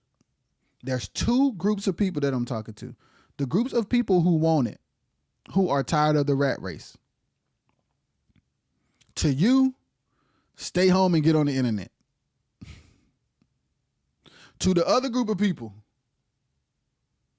who have ulterior motives, make sure that your whole squad, listen to me. If you're going to have ulterior motives, cool. But you need to interview your whole squad and make sure that they all have the same motives. Okay, if you like, hey man, I want to bust houses and smash chicks. Make sure you recruit only bust house and chick smashers. Because what happens is you're traumatizing and frustrating and dragging down and manipulating people who really want more so that you can smash chicks and bust houses. That's what makes it you wanting to do that is your business. But you taking advantage of people to further that is problematic. That's what's problematic. And for the ones who do want greater, the promoters don't think you worth it, so don't go. To the groups who want better, the promoters don't think you worth it, so don't go. Stay home and become worth it. Create content, stream, do a consistent release schedule, be on the internet every day, build a community, do a subscription platform, and build. Just sit at home with your crew and build. Watch your numbers go up. Watch your streaming numbers go up. Watch your bank account change. Look at the numbers of your YouTube. Look at the numbers of your, well, people ain't on Spotify no more. People about to boycott Spotify. But for the sake of conversation, your YouTube numbers, your Facebook numbers, your Instagram numbers, your Spotify numbers, look at them numbers and route you an independent tour in small venues, 25 to 50 people. And it don't need to be no big church that you can't afford. Find some venues that'll charge you $200 for 2 hours. And then do a meet and greet after party at a restaurant with top 10 VIPs. It ain't got to be crazy. It could be, you could do a gig for 30 people in a city where people love you. You could do a gig at a coffee shop, at a bar that has a stage that does karaoke.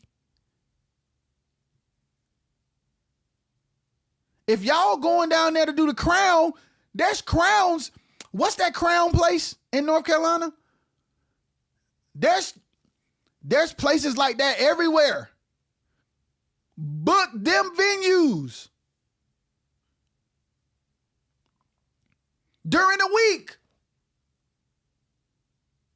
Build on the internet and do small venues and then do VIPs at restaurants. Double Crown. There's double crowns all over the world. There's double crowns all over the world. There's double crowns all over the world. Lisa Knows just sold out the City Winery in Nashville, Tennessee on a weekday.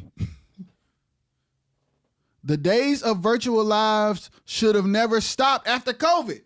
Boss was Trey.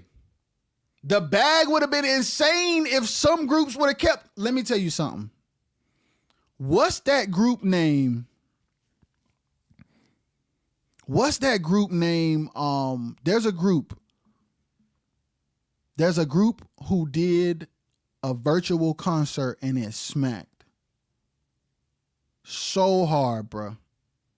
Edwin Mitchell in the building. It smacked so hard. I can't think of their name.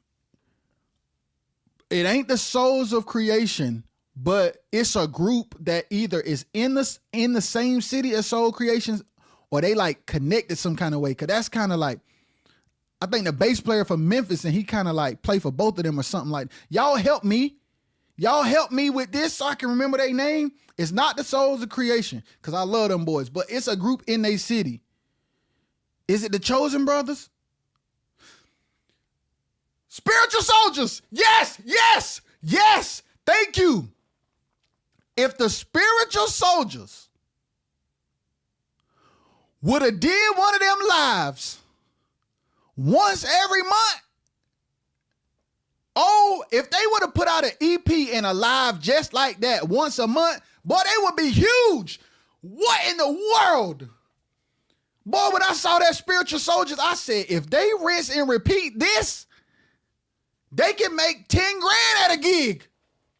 Because people would be like, please, I'm knocking the door down. I don't care where you at, I'm coming. If the Spiritual Soldiers would have broke that live recording thing down and put that on YouTube as multiple separate songs and rinsed and repeat the process of that recording more than one time in a year and had conversations about that, I'm giving game, and sat down and had conversations about those concerts and what they were going through and all of that, oh my God, they would have blew up Shuated. I'm telling y'all, in 2025, the slab ain't the way. Bro, when I saw that Spiritual Soldiers, I said, let me tell you something here. Boy, if the Spiritual Soldiers would have did that more than one time, and if they would have broke them videos down and put each song on the internet, and if they would have made micro content of them songs and put them on TikTok and YouTube Shorts and Instagram Reels, bruh, that's what I'm saying. A lot of y'all groups have the in-house capabilities to do live sessions and studio sessions within your camp. Man, focus on that, man, and get off this slab. The slab dusty. And go book the double. There's double crowns everywhere. Lisa Knowles sold out the City Winery in Nashville, Tennessee on a weekday. Lisa Knowles sold out the City Winery in Nashville, Tennessee on a weekday. Somebody said, well, people ain't as big as Lisa Knowles. Everybody can't do what Lisa Knowles can. You can get on the internet and make content every week, and in 6 months, you can go book the double crown in your city or surrounding cities where your YouTube data tells you you have the most people. If you live in Tuscaloosa and your hotspot is Mobile, Alabama, go find the city crown equivalent, the double crown equivalent in Mobile, and then have 30 people come for $15, and all that money is yours except for the money you had to pay the daggone venue. And then if you want to talk to people, tell them to meet you at the Waffle House, because y'all be going to the Waffle House anyway. Tell the 10 top VIP people who pay $50 to meet you at the Waffle House, and you sit with them and you talk with them till everybody get tired and you go home. And make sure your videographer film all of it. And you do that 1,000,000 times, a promoter won't have to tell you that you're not worth it, because you won't need them.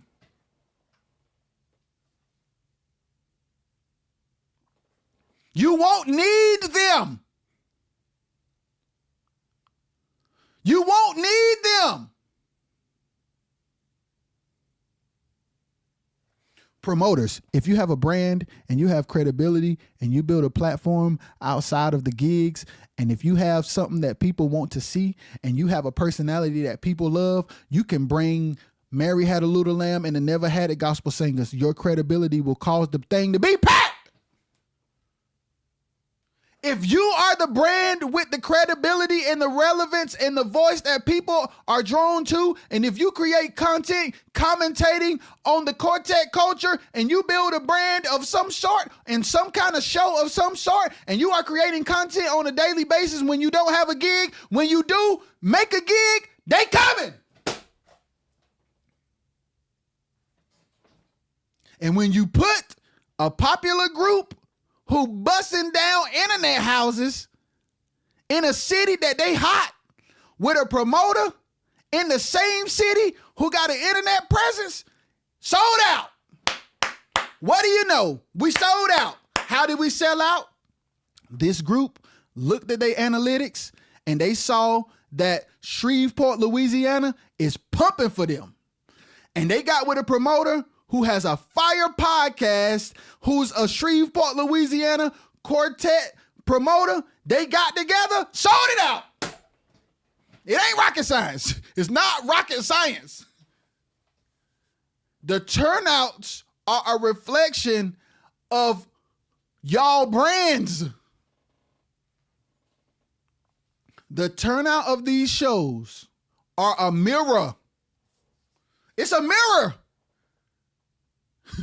It's a mirror. Artists and promoters. The turnout of these gigs are a mirror. Y'all hear me? Quartet groups and quartet promoters. The turnout of these gigs are a mirror.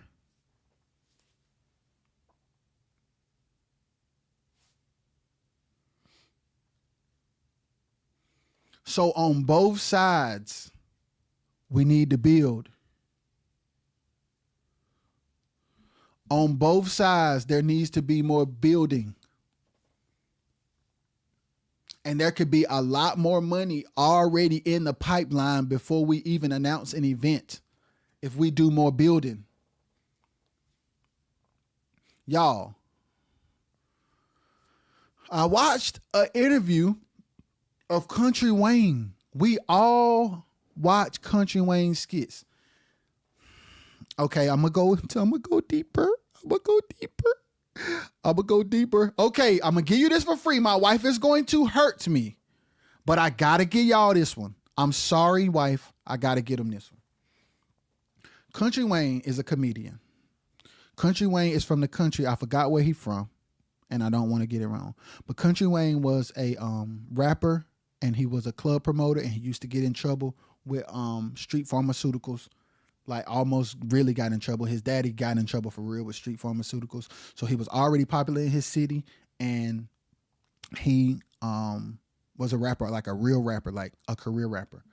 He discovered that he had a gift of doing comedy. So he started doing comedy. During the pandemic, he realized the power of Facebook and the internet, and he started making content every day. Eventually, he started making skits. He started making skits every day. Eventually, he started putting people in the skits. He created the character Drip. He has now, let me fast forward to today, is not the only person doing skits. Country Wayne has a whole media company where there are different actors, A, B, and C list actors that do skits that he don't even be in. Country Wayne makes 6 figures a month off just the internet. Ficky. Country Wayne makes 6 figures a month on just just the internet. Before he goes on the road, before he does comedy clubs, before he makes a movie, 6 figures a month on just the internet. So y'all watch Country Wayne every day, right? Y'all be ready to see the next episode. The question should be, okay, I'm a quartet group who really want to grow and really want to see my finances change, and I want to see people impacted by the thousands. God, if it's your will, millions. It's like, okay, well, how can I turn Country Wayne's model into a quartet model? How do I take what I see him doing and do it over here? And there are artists who are posting and treating music, I'm giving game, treating music and content like TV shows, bruh. And they eating without having to gig. And here we are making 10 songs for $1,500 every 3 years, doing gigs and anniversaries that don't pay, and calling that a career. And we swear we pro. 10 songs that are not songs that were written. They were songs that were arranged that already existed. Produced very fast on a very low budget. With no content other than available now to promote it. Doing shows for promoters who ain't paid us in the last 5 years. And that is our career. And then when people tell the truth about it, we're upset.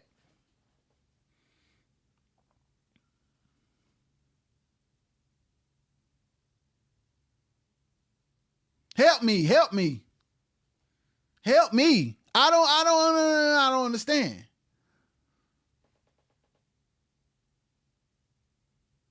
Which brings me to the live yesterday. Okay, a live was sent to me yesterday that I'm sure the whole Quartet community watched. Not the whole, because there was only 100 and something people. So I ain't gonna say the whole Quartet community watched it. But there was a lot of people on the live when I got up there, almost 200 people. I do not know this young lady, and I cannot confirm or deny any allegations or accusations. Let me start by saying that. But she said a lot of stuff that is true. Specific people that she named, some who I love dearly. I cannot confirm or deny any allegations or accusations, but I can confidently say that woman said a lot of stuff that is true. And I say the same stuff all the time.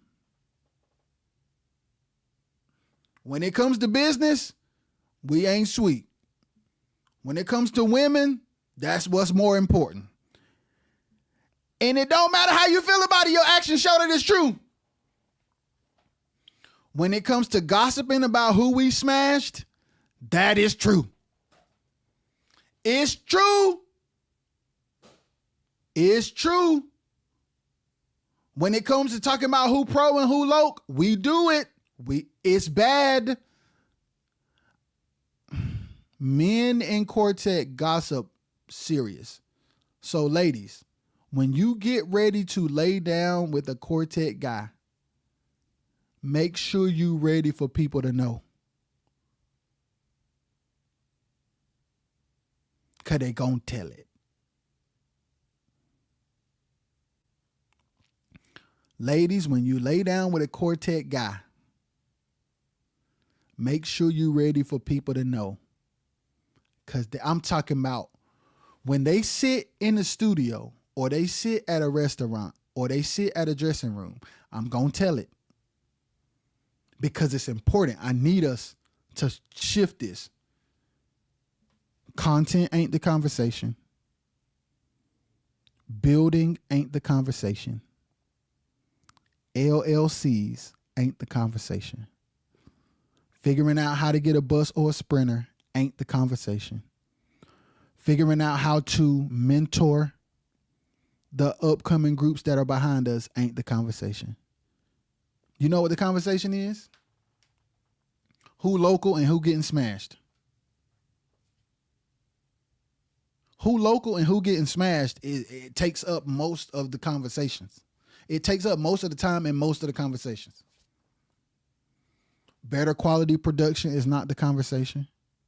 Hiring a mix engineer in another genre so we can get another quality that we've never had is not the conversation. Parts and tones and yo man, we should fix that.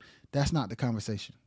It's not. I've been in plenty of conversations with all kind of calibers, from the pros to the locs and the mid tier. I've been in rooms with conversations with all kinds.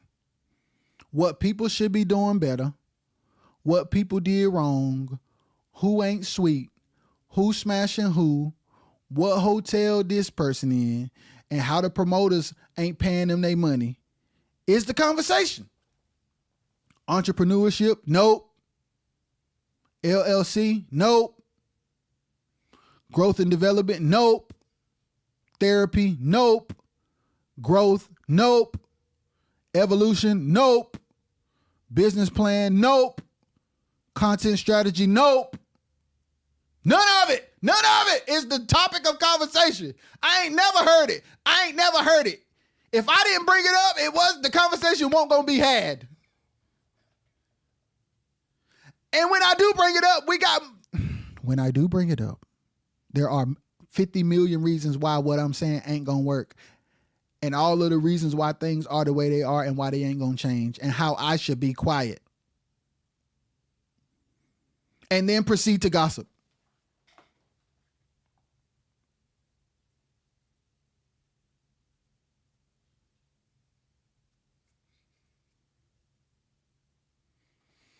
So the wisest thing we can do is unplug from the circuit and build and make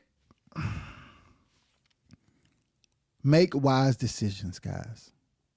And if we are not interested in making wise decisions, respectfully have a conversation with the people in your camp who's trying to grow and let them go. Say, hey, I see your potential.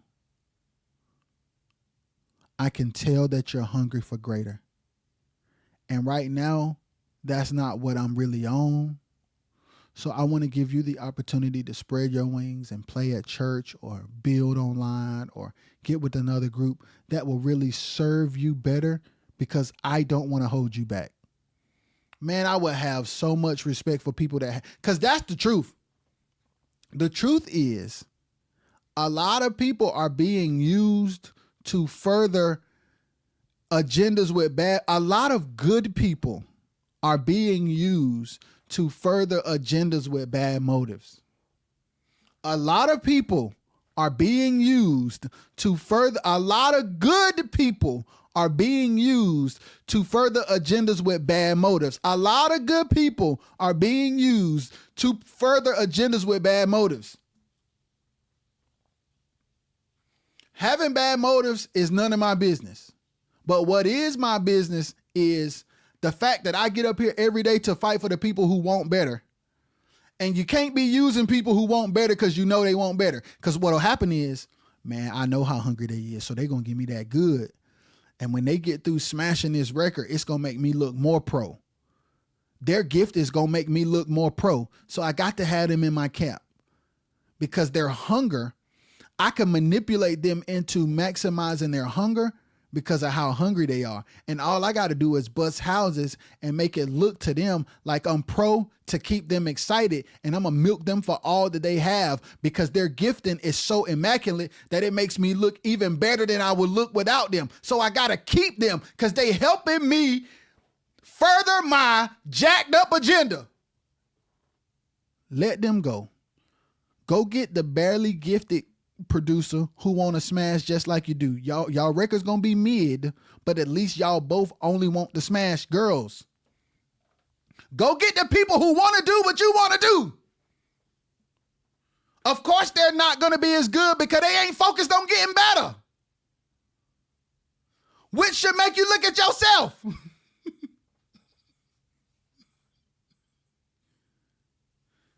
You don't want your kind around you, because your kind ain't gonna make you look good. Why?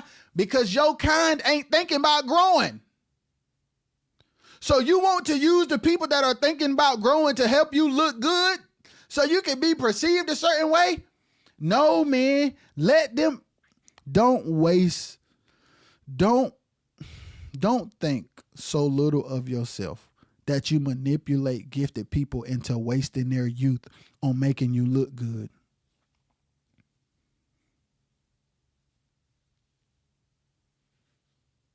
You are dragging people through the mud in their youthful years so that you can be perceived a certain way. That's not right.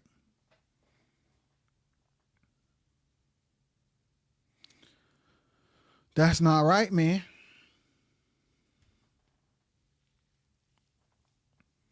That's not right.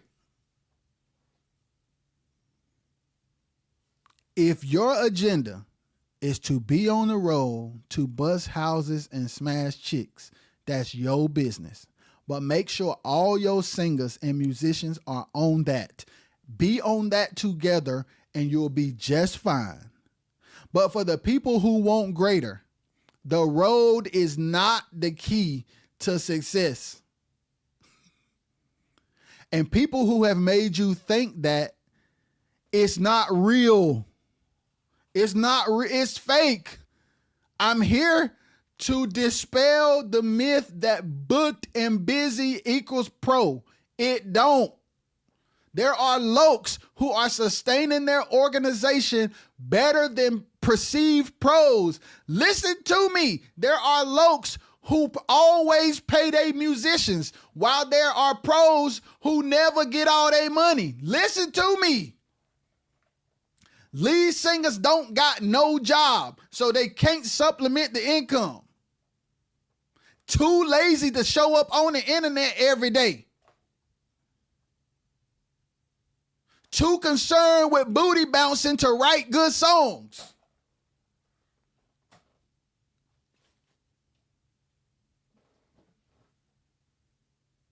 If you want greater, go sit down with your own thoughts and ideas, build a team around it, and do what the spiritual soldiers did 50 million times, and let the prosperity and the growth and the community and the opportunities come to you.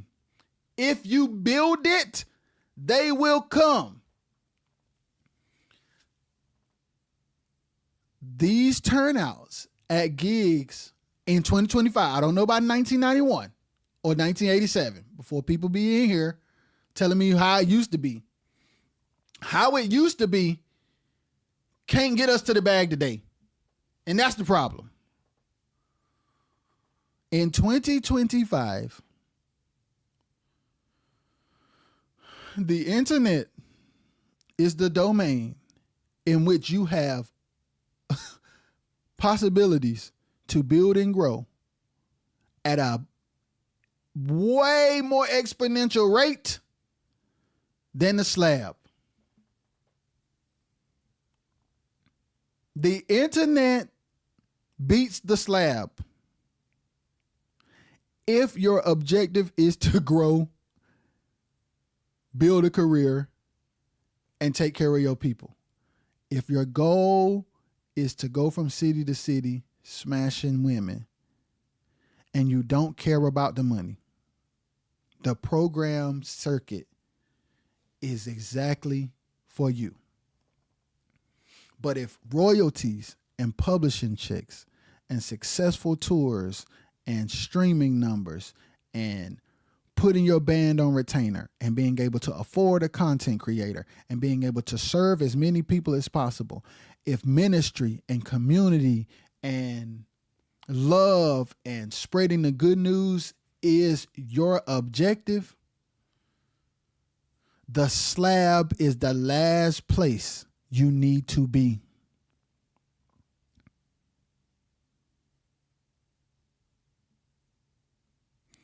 The slab, if you want to grow and build and serve, the slab is the last place you need. The lives that we have seen in the last 48 to 72 hours were slab lives. The lives, everybody in here and everybody that's going to watch this know what I'm talking about. The Facebook lives, the collective Facebook lives that we have seen in the last 48 to 72 hours are slab lives. That's what come with the slab. Now, Lisa Knowles and the Brown Singers sold out the City Winery in Nashville, Tennessee on a weekday.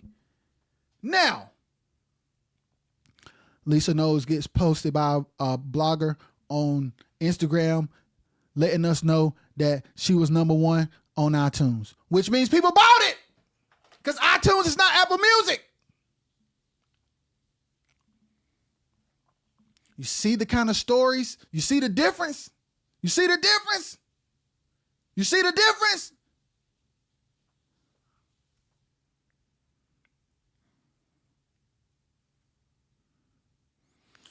People can't stand Lisa, and people can't stand how much I rock for Lisa. But fruit is fruit is fruit. Fruit is fruit is fruit is fruit is fruit. I look at fruit. I look at fruit. I look at fruit. I don't look at popularity. I don't even look at skill by itself, because skill is not always fruitful. Woo! That's enough. I don't measure success by dates on a dope graphic. I don't measure success by body count. I don't measure success by ability to do runs. I don't measure success by tear jerkers, booty bouncers, or house droppers. I measure success on fruit, impact, numbers, sales, profit, residuals.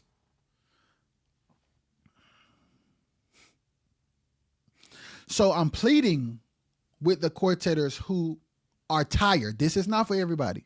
The pros who want to smash chicks and be seen as elite, I'm not talking to you. Band members that want to shed so that they can smash the girl, I'm not talking to you. Promoters who want to do gigs and don't think groups worth it, so they gonna sign a contract and not honor their obligations, I'm not talking to you. I'm not talking to you. If you cool with where you at, I'm not talking to you. So before you go to fussing at me and gossiping about me, I'm not talking about you. I'm not talking about you. For those of you who are comfortable where you are, I'm not talking about you. For the groups who want greater and ministry, groups who want ministry to be a priority, groups who want to build community, groups who want to see profit, groups who want to see growth, musicians and producers who want to do better projects, musicians and producers who want to be in life-changing rooms, promoters that want to be a part of events that change lives, promoters that want to build brands and build credibility so great that people trust their word. I'm talking to you. The slab is the last place you need to be.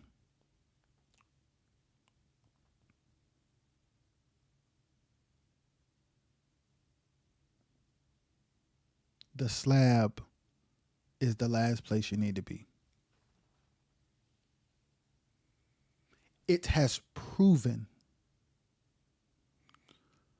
to not be fruitful. When you're not getting paid all your money, when conversations about what's going on the road are way more negative than they are positive, when home is tore up, when people got all the dirt on you,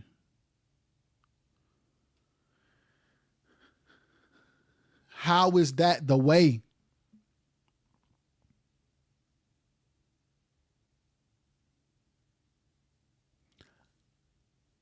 When you could be with your people, with your family, with your team, building a brand and credibility so great that it impacts the world and brings people and money to you in ways that you never would have imagined. So much so that when you leave home, it's pandemonium in the best and most godly and productive way. Choose ye. Choose ye.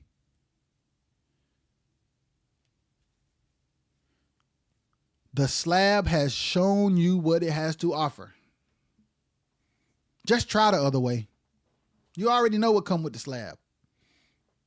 Vienna sausages, broke down cars, janky promoters, drama, division, divisiveness, negative press and exposure, and cycles.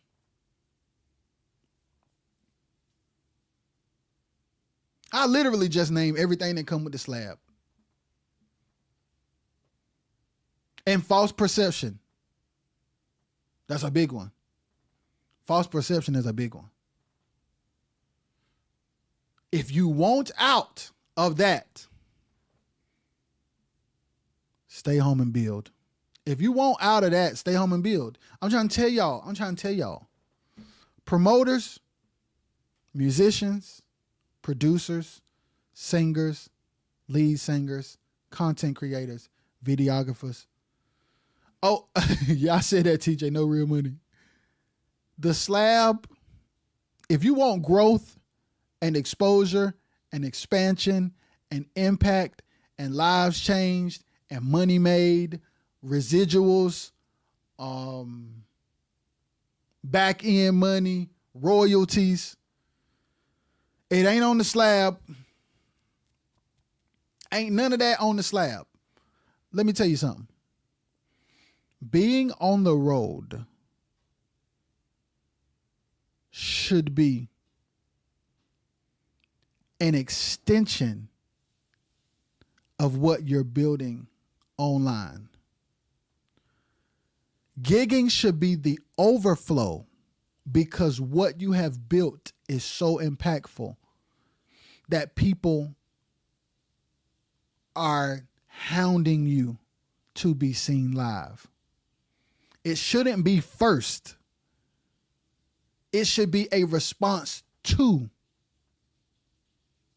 Y'all hear me? The slab should not be the priority. It should be the response to what you've built. Promoters like, man, they ain't got no buzz. They don't draw. They should pay y'all. However, they not wrong. If a promoter gonna have a show, they should pay y'all, whether y'all draw or not. But it's still true that y'all don't draw. Promoters should not use y'all don't draw as an excuse to not pay y'all. But it doesn't mean that it's not true that y'all don't draw. So the promoter wrong for not paying y'all and y'all don't draw. So instead of giving promoters the ammo to justify not paying y'all, build. And once you spend, because here's the thing. Here's the thing about building. Here's the thing about building. Building online is free and it pays. Let me say that again. Building online is free and it pays. Posting on Instagram is free. Posting on TikTok is free. Posting on YouTube is free. And it pays.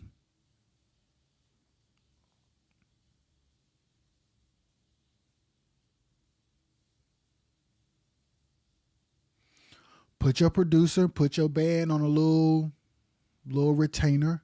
Hey y'all, I can't ask y'all to do much right now, but if we can get together once a week for an hour, if we can get together once a week for 2 hours, and let's build this thing out.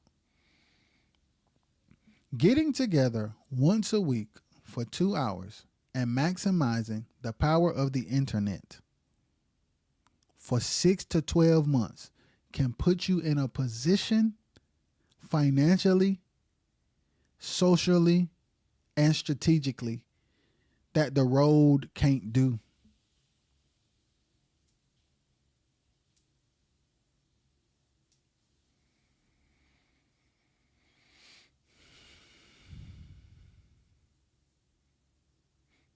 TJ is a living witness. He's been part of a brand and a guy who is doing some crazy things off of an app and a video and an internet show. And I'm talking about TJ. Is he a millionaire yet? I'm sure he is a millionaire. This guy, I ain't gonna say he a millionaire till TJ confirm, but I'm seeing him change lives off an app, 2 apps, and an internet show. TJ, please, I hope you're here to confirm. I'm watching this guy create opportunities for other people because he built 2 apps and got an internet show. He quit church. He was like, you know what? I've been church to church my whole life. I've been church to church my whole life. And I don't like what's happening with church. I love my dad. I couldn't be there for my dad. He didn't have a band back in the day. I used to sequence. Now I turn my sequencing method into an app. I realized that churches don't have big budgets, so I created apps for that.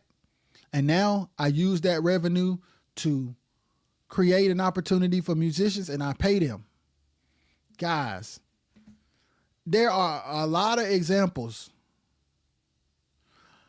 I'm on Facebook and YouTube right now. If you're not on YouTube, go subscribe to go to RXS, type in RXS Entertainment and subscribe, because the Facebook deletes lives, but YouTube don't. So they're going to stay on YouTube forever.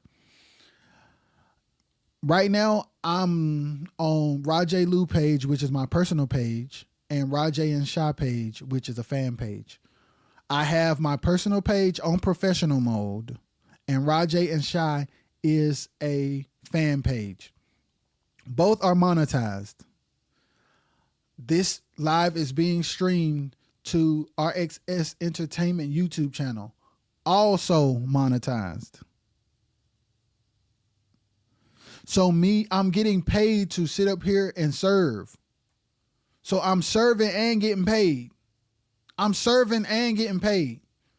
And if I had a team of people, bro, it would be crazy. Which is why I started the membership, because I'm like, hey, if I could get people, there's so much that could be done for so many people. It take money though, but money ain't on the slab. So I'm like, hey man, artists cannot afford quality production because they not making no money.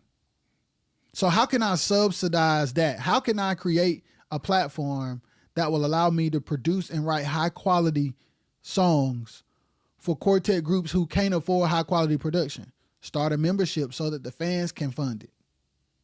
These are the kind of ideas. I literally started a membership. Become a TET support member today. Click the link. You can join the community for free. Become a TET member, TET support member for $10 a month. Your contributions will go to high quality songs being written, produced, and cut on artists. There's a list of artists right now that I made songs for who said they're going to cut them. Bree Holly is one. Suge and the Joy Girls is one. Chubbs, D Morton and Gifted is one. All songs that I've written live on here. Y'all can go on YouTube and see them. Michael Boone is one. Oh, Glorified is another. All songs that I'm going to record and produce on them, bruh. Funded by us. Become a TET support member today.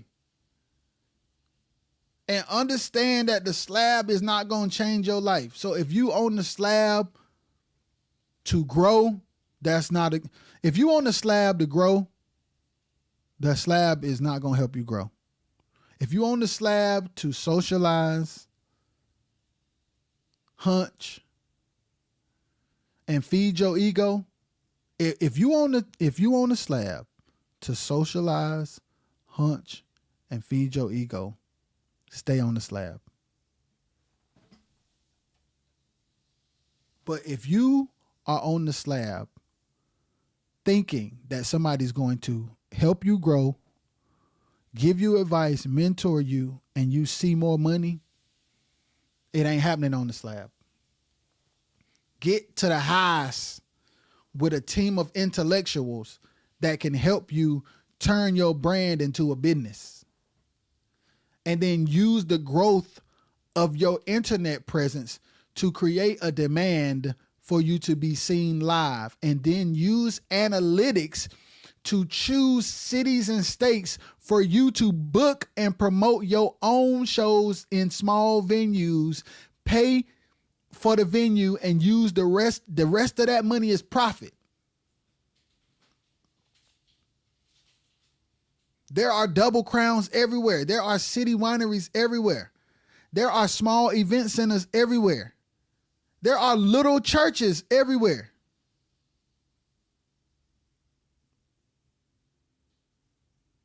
Go offer your services for free at a church and just let them give you a love offering somewhere close to you.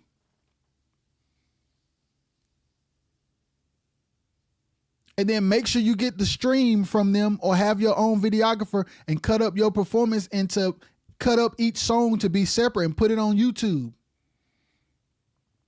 Get your watch hours up. I think it's 1,000 watch. I think it's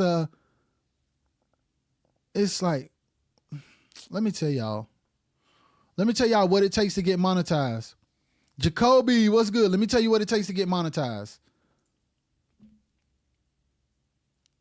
YouTube monetization requirements. If you want to start earning ad revenue, your channel will need to have generated 4,000 hours of YouTube watch time over the past 12 months and at least 1,000 subscribers. This goal is very attainable if you consistently publish engaging content and aim to build an engaged subscriber base. Let me read that again because I read that insanely.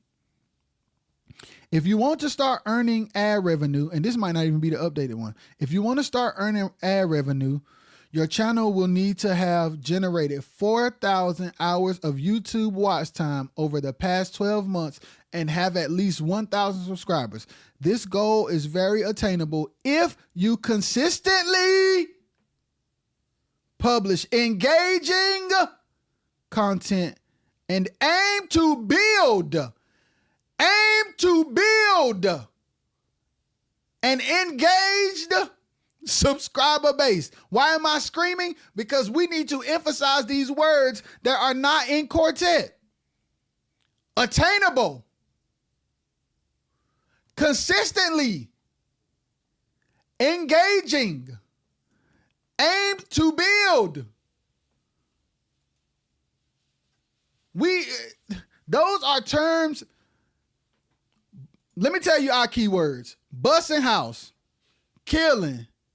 Smashing, lokes, pros, slab.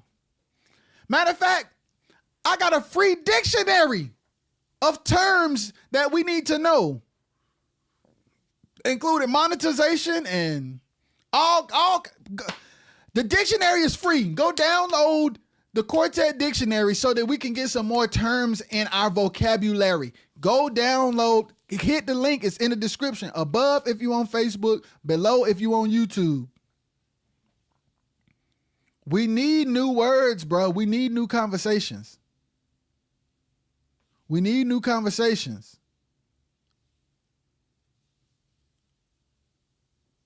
We need new conversations. Let me tell y'all the Facebook requirements to be monetized. Facebook monetization requirements. Who is eligible to monetize their Facebook pages on Facebook? Have at least 10,000 or 30,000 followers. Publish content within the past 60 days. Target an audience located in eligible countries such as the US, UK, Canada, Ireland, Australia, or New Zealand. Comply with all applicable laws and Facebook's terms and conditions. And if you're doing like the professional page on your if you turn your personal page into professional mode, I don't think it's even those requirements, because I ain't got 10,000 on my professional and I'm monetized and people can give me stars. You can sit on live and get stars just for talking.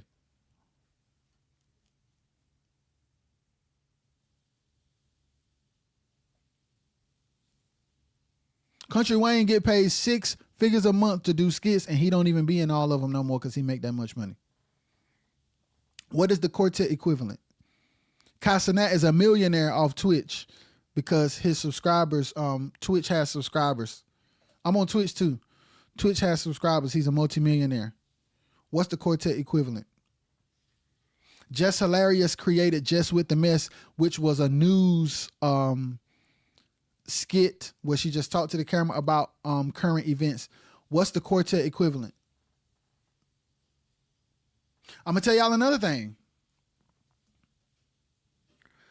Every genre, I meant to say this and I'm glad it brought me to this. Every genre, every sector of life, news, politics. Well, news is the point I'm trying to make. But we have news. We have CNN, we have NBC, we have Fox News. And what they do is they give us the news, which is weather. They give us mostly bad news. They have headlines. They do headlines for clicks and likes and shares. They tell us the worst stuff. Every now and then there are certain outlets that tell us the good stuff. The big legacy networks, as they call them now, are in trouble because of the independent people. Now there's a lot of independent with their own YouTube channels and their own followings, and they report the news. Y'all know in politics, you got the left and the right. You got liberal and conservative, if I'm not wrong. And there are people on both sides with huge platforms, groups of people. You got like Turning Point, which we know from what happened. And you got different people. You got independent people. You got fair-skinned people. You got brown people. You got black people. They all have different platforms. And they share news. Some of it is bias. Some of it is misinformation, but they have huge platforms. You got people like Joe Rogan. I'm going somewhere. Stick with me. You got people like Joe Rogan. In hip hop, you got people like Cam and Mace. You got Joe Budden podcast. You got what's the light skinned dude name from New York? Big dude. You got him and Jadakiss and somebody help me. Fat Joe. You got Jadakiss and Fat Joe. You got people like Ray Daniels. Why am I saying this? In every sector of media and entertainment, you have TMZs, you have vloggers. HT is necessary. How you get up there is on you.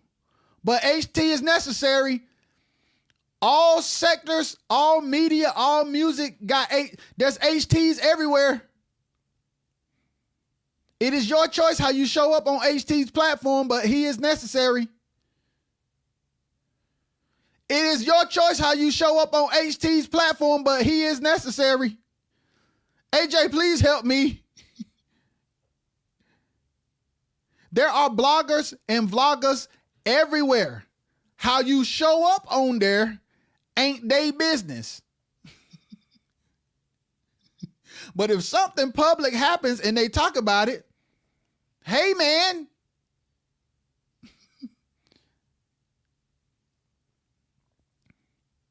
there are people who have vlogs and followings that artists need their audience for awareness.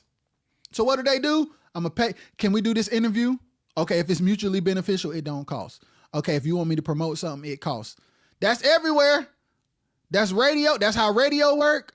That's how billboards work. That's how ads work. You should be running your own ads and you should be getting on platforms with the audiences. Awareness. It's the internet. It may be frustrating sometimes. It may be annoying sometimes. Bad news gonna come with it, but so does TMZ. So does Fox. So does CNN. Good news, bad news. You a group that need awareness, you need to be on platforms where people are there. You need to be where eyeballs are at. How you show up is your choice. If you show up for good, that's on you. If you show up for bad, that's on you. But we need them. We need more than just HT. Because we need different styles, that's why I'm here. We need more than just HT, to be honest. Because we need perspectives and views and styles and approaches that can cover. We need a freaking. We need all of it. We need the award show. The criteria for the award show needs to push us to raise the bar. To Dev's point the other day. But we need all of it. But we need to have a standard though. That's the thing. Like the bar of us all needs to be raised way higher. Way higher. And I know money can cause us to look cheap. I know that. But there are ways to look pro. Ain't none of this. Well, some of this around me is expensive, but most of it has been accumulated over a long period of time. But there are ways to present ourselves with high production value without it costing a lot of money. But it's all necessary. To be honest, the least relevant thing out of all that I said, from Harold, from Gerald Tyson to HT to the young lady that went live, all of this stuff, the platform, the membership, being on the road, the least, the thing that we need, the thing that is the thing that is serving us the least is the road. And everything bad that comes, check this out. Everything bad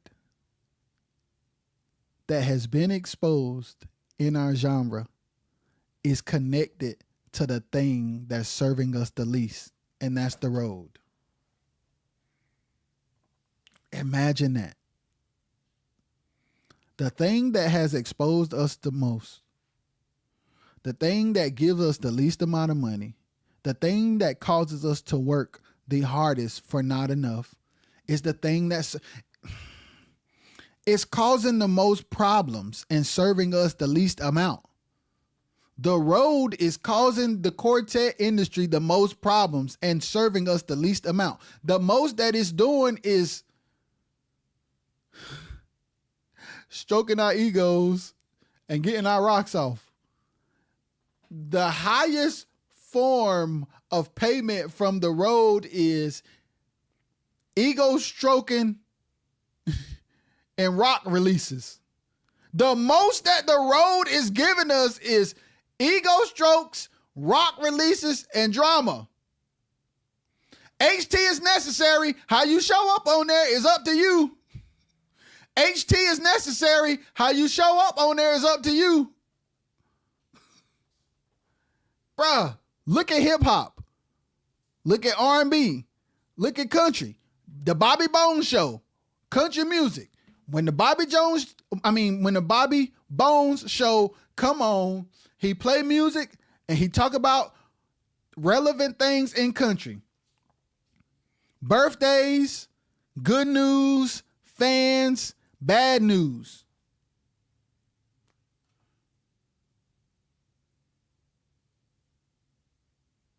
Y'all understand what I'm saying? That makes sense? Who are the personalities in Quartet who have audiences? When it's time to do business, it's time to do business.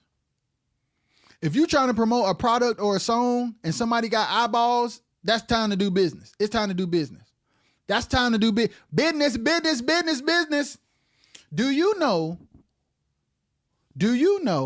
that we, melanated people, will be in our feelings to the point where we don't deal with people, while other people put feelings aside to do business? Did y'all know that?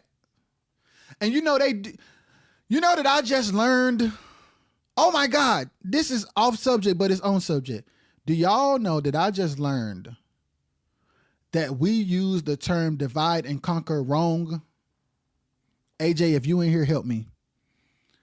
I have heard divide and conquer a lot in my life. And the context in which I have heard divide and conquer goes like this. Let's separate so we can cover more ground. That is not what divide and conquer means, y'all. Divide and conquer. The way I've heard divide and conquer all my life is, let's all separate so we can do more by separating. Let's all separate. You go over here, I'm gonna go over here, you go over here, so we can conquer all of it. No. Divide and conquer is what's been happening to us. Divide and conquer means let a collective group of unified people divide another group of people so that we can conquer them. AJ, please help me.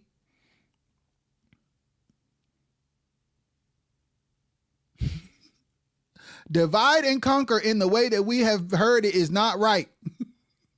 Divide and conquer means a group of collective people are going to manipulate you through systems and propaganda to have y'all fussing amongst each other so that y'all divide and we conquer y'all. Why am I saying that?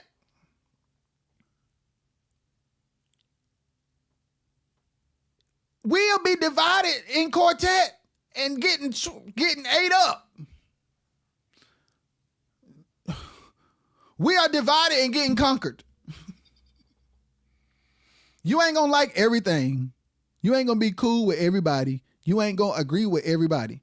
But when it's time to do business, we got to do like the other people. And Caucasian brother told me that years ago. That was the whole plan, and it worked. It worked.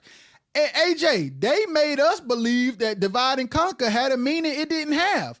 And guess what? Oh, this is good. I just got the revelation. They have used propaganda and systems to divide and conquer us. And they have taught us that divide and conquer means if we split up, we can do more. And we still live like that today. If we don't come together, bruh,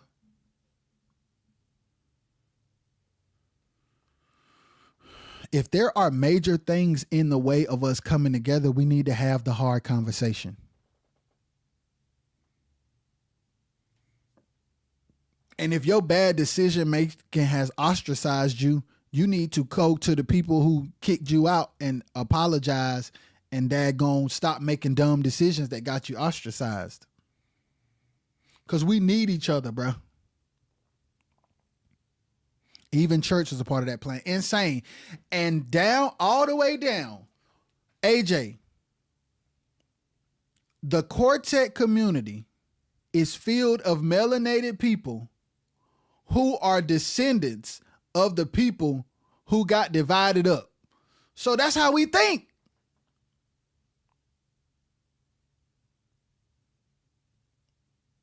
We still think like that. It's so bad that we want to dump on each other while everybody is broke.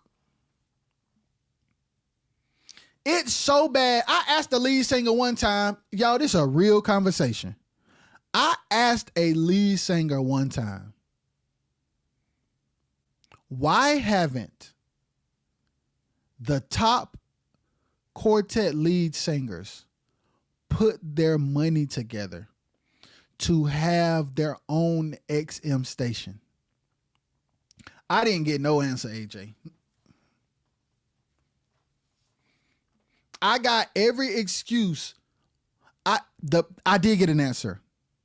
But the answer was all of the reasons why it'll never happen. Because division was explaining the division to me was the answer to the question.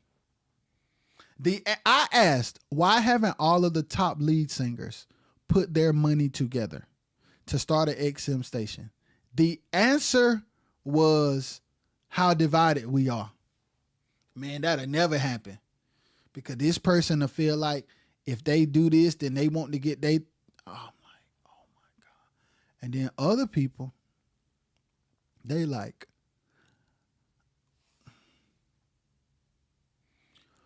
small piece of a big pie, please. The other people saying, small piece of a big pie, please. While we saying, I'm taking the whole little pie. This us. Let me do it right. Small piece of the big pie, please. I'm still in the whole little pie. Small piece of the big pie, please. I'm robbing all y'all to take the small pie. What do we need to do to make the pie bigger? What do we need to do to make the pie ours? What do we need to do to make the pie bigger? What do we need to do to make the pie ours? Bruh, we cannot let how we've been programmed win. We have to choose to deconstruct. Small piece of a big pie, please. That's me. You got 10,000, you got 10,000, you got 10,000, you got 10,000. It take 50,000 if it's 10,000 a piece and it take $50,000 to have an XM radio station. You get 10,000, you get 10,000, five of y'all give 10,000. We got an XM radio station. We just put our resources together to have a platform for the whole entire genre. Well, who gonna be the face? The one that has the biggest platform that can articulate their words the best. I don't care how long you've been singing. If this 25-year-old Turning Point USA, CK was the face, but it was funded by a elderly millionaire. Turning Point USA, CK was the face, but it was funded by an elderly, AJ help me. It was funded by an elderly millionaire.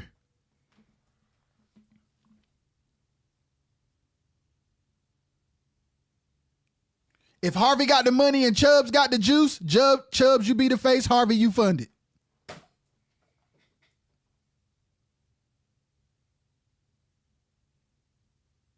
If Evelyn Turntine got the money and Lisa Knowles got the juice, Lisa, go crazy. Evelyn, you fund it. That's what they do. Which hand is it? That's what they do. That's what they do. If I pay for it, I got to be the face. I want to pour the most money into the person who could reach the most people. I ain't paying jack if I ain't being seen. I want the most qualified person seen, and I want to give them the most money that we can humanly afford to give them. I ain't paying for nothing if they ain't playing my song. My song ain't that good, so I don't even want to do music no more. I'm going to pay for you to do music and just give me a return on my investment.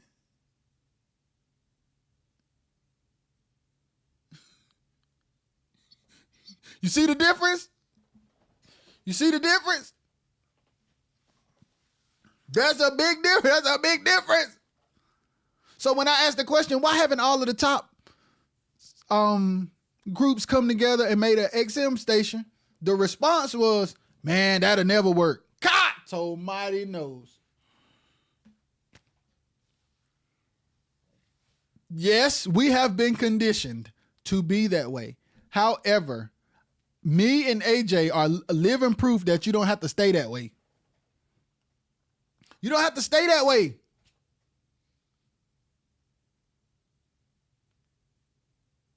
Another thing, when they make mistakes, They people, as bad as the mistake may be, they people, that's all right. Come on. We'll figure it out. Us, man, I knew he won't. I could have told you that. Them, they just kids. Man, I saw it coming. And it all trickles down to the genre, bro. I'm saying that all that to say it all trickles down. Yes. Yes, bro. We got to do better. That's why we getting ate up. We getting ate up, bro. And then we are... Man, I hear more destructive conversations than constructive. And we love it. I'm talking about, I'll be like, first of all, how do you know so much? I have heard conversations where I'm like, do you got a camera in the house? Did you plant a bug in their hotel room? And now it's like, all right. And then it's like, all right, you know about this platform? Never heard of it. You know about this way to get paid? What is it? How you know who everybody's sleeping with and don't know that there's different ways for your group to get paid?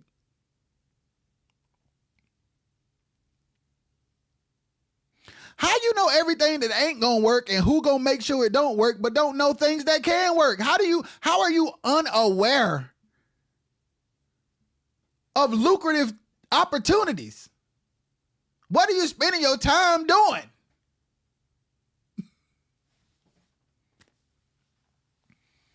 Am I tripping, bro?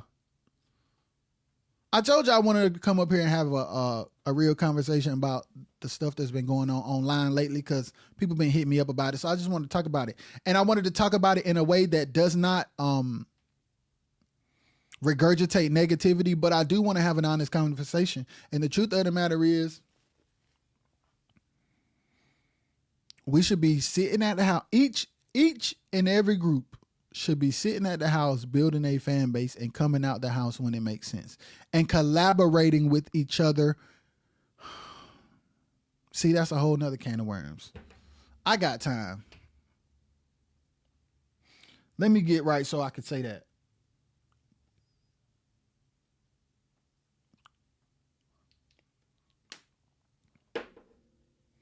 Collaboration over competition. Collaboration over competition. Collaboration over competition. Man, they got a bunch of features on their album. So, look at what Jacqueline Carr just did. Shout out to Alan Carr. Shout out to Alan Carr. Shout out to Alan Carr because Jacqueline is a Selvi, which means she literally has the DNA of Quartet. However, her father is a visionary who positioned her to be way more than that. And all I'm asking is, where are the Alan Carrs?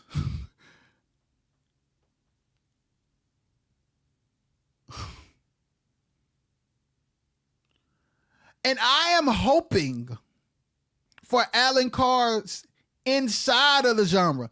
It breaks my heart that people outside of the genre have to pluck people out of the genre to show them what's possible. It is my heart's desire for Alan Carr's to be birthed from within.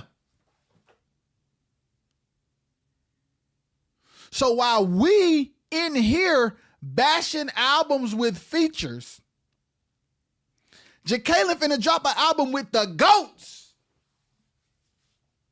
Do you know the credibility that is gonna bring that girl when she already hot to start with? That girl got makeup.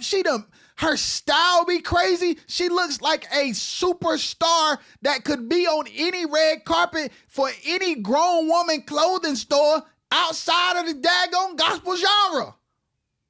Thank you, Alan Carr. Thank you, Alan Carr. Do you know how many artists and groups are capable in Quartet of being household names with brands and products that will change the world, who has the image of a person who is attractive, who could maximize ministry and brand deals and amazing music if smashing women and men wasn't the priority?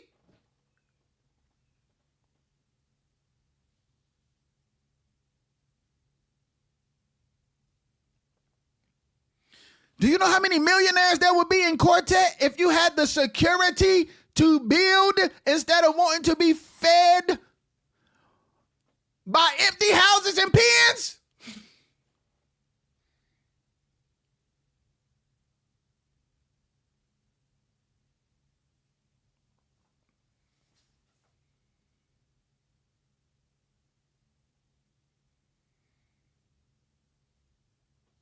Jacqueline Carr should not be an anomaly. Lisa Knowles should not be an anomaly. Tim Rogers should not be an anomaly.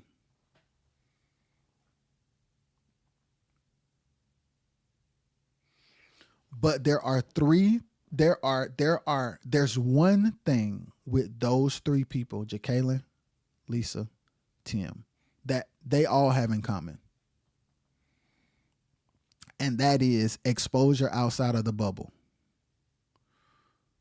And being willing to either make the decisions or follow people who make the decisions, who are informed outside of the bubble and have the security and the confidence and the knowledge to make a step in the opposite direction of the destructive bubble. We need more artists and promoters and creatives and musicians and producers who will go seek out information, who will step out of the bubble, learn and apply. We need more artists, musicians, producers, promoters, and creatives to step outside of the Quartet bubble, learn and apply. The slab is going to be the death of us. The slab is going to be the death of us. We so pro that we are broke. It's like we are sacrificing fruitfulness in exchange for false professionalism. We are trading in fruitfulness for fake professionalism.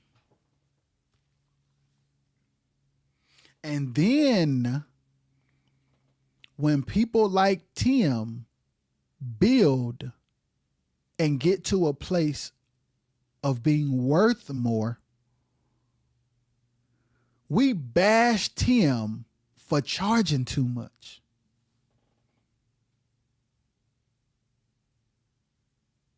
He's actually worth it and you should be too. He's actually worth it and you should be too. If the promoter can't afford him, they shouldn't have him. If the promoter can't afford him, they shouldn't have him. When your brand and your status and your following and your intellect and your when all of your stuff starts to rise, today's price can't be yesterday's price. Y'all, what in the world? When you grow and you build and you expand and you multiply and you're exposed to more and you learn more, today's price can't be yesterday's price.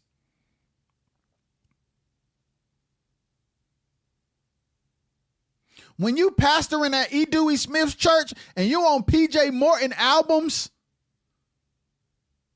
he not the same.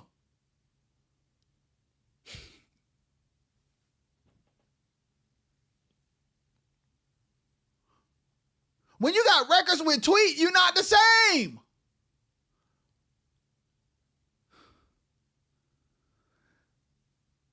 We should be looking at that as aspiration, not a reason to belittle.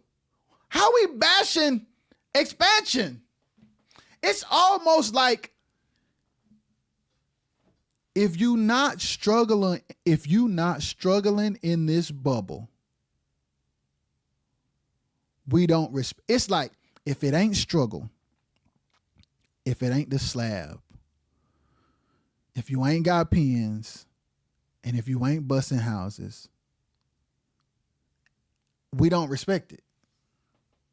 It's backwards.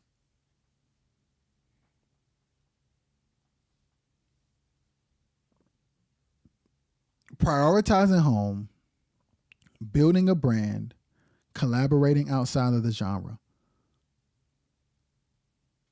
building your worth so that you are able to charge more, which means you can take care of people more, which means you have a more lucrative career.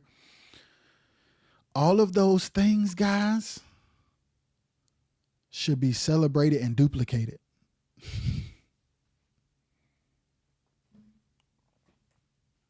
You know how we talk about crabs in the barrel? When somebody is almost out of the barrel and we say they charge too much or they ain't worth all that or they can't even sing that good, that's you. That's you at the bottom of the barrel. Pulling down. When you say, man, but he cheating on his wife though. Man, you ain't heard he got fired from that church. And man, you ain't heard that girl, man, she went, man, he paid for her to, you know what? Man, you know, she didn't earn that, man. You know, they was down there in the, man, that joker eloped, man. Man, them key drums, man. Man, shoot, you can't even hear the,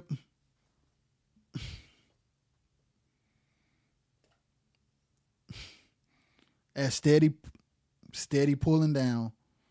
That's where the crab in the buckets come from, y'all. Every time y'all make a statement like that, with ill intent in casual conversation, whenever y'all make statements like that, with ill intent in casual, regular, everyday conversations, if 80% of the genre is doing that, where the genre gonna go?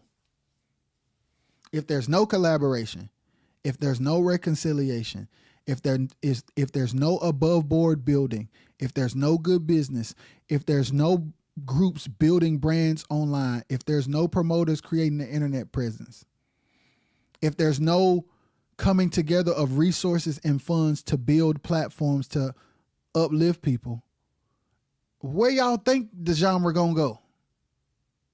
Up. The next time you have a conversation, the next time a Quartet person have a conversation with another Quartet person, as you're talking, ask yourself, is this conversation helping or hurting?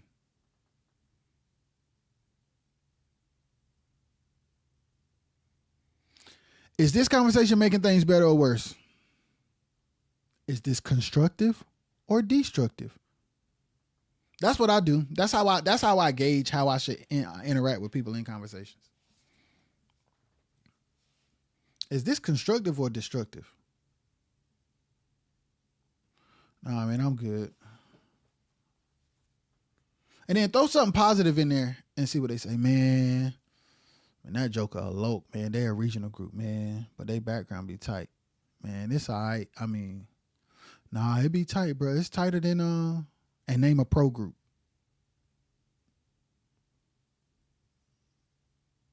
Man, them jokers, man.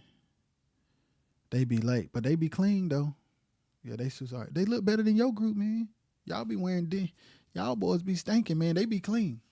Go start responding. Start responding by critiquing the person who's talking in their organization. With truth. Man, they ain't all that. Oh, man.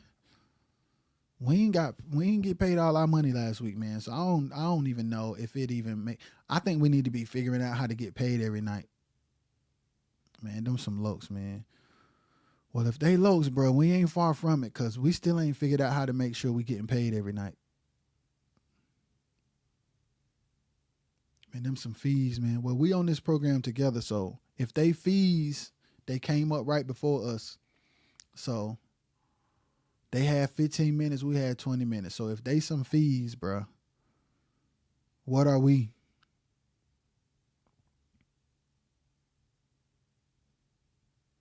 Man, you heard about him, man? He was like, they said, man, he got caught up.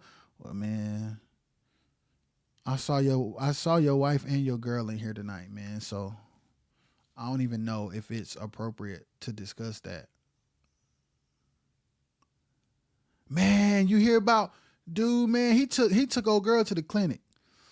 Man, I ain't gonna lie, bro. I still ain't told my woman about this baby in Arkansas, man. So I ain't got a dog in that fight.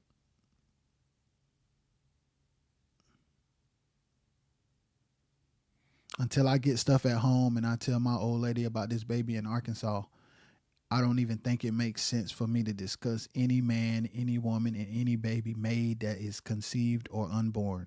I don't think it's my place to have an opinion when my old lady still don't know about my baby in Arkansas.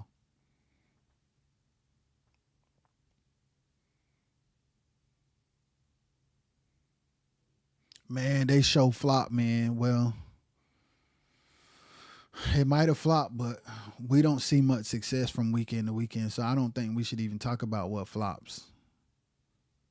Until we get our price every night, no matter the turnout of the show, I don't even think it makes sense for us to talk about what flops and what doesn't. Until every show we do is a success, we need to be figuring out how to do successful shows. I don't think we're qualified to discuss flops. I don't think we have the room or the audacity for that to be the topic of our conversation. Man, that mix sucked, man. Well, the studio we in right now, man, it ain't in the best condition, man. So I don't even think we need to be talking about anybody else's records. I think we need to be trying to make sure that we charging enough money to pay the session players that we hire.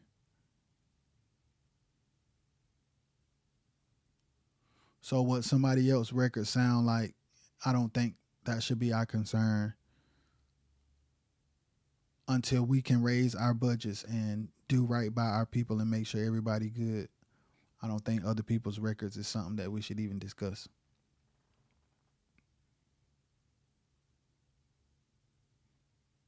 Bro, we need to start redirecting people, bro. We need to start redirecting conversations. For those who want to see better and do better, when you in those environments, start redirecting the conversations. Start bringing, every time somebody says something negative about somebody, always you turn that thing back to you and the person's downfalls in the conversation. Be brave enough to put yourself in it. Man, you see that live, man, where they was talking about how that girl, that dude wife hit that girl up. Well, man, shoot, man. I got enough going on that my wife don't know about, bro. So I ain't even gonna lie. The last thing I want right now is for that to happen to me. So I ain't gonna speak on it. I don't think I can afford to speak on it. We both married and we both be out here on the road together. So we're lucky it won't us. So let's not talk about that. Because we are very lucky that it won't us.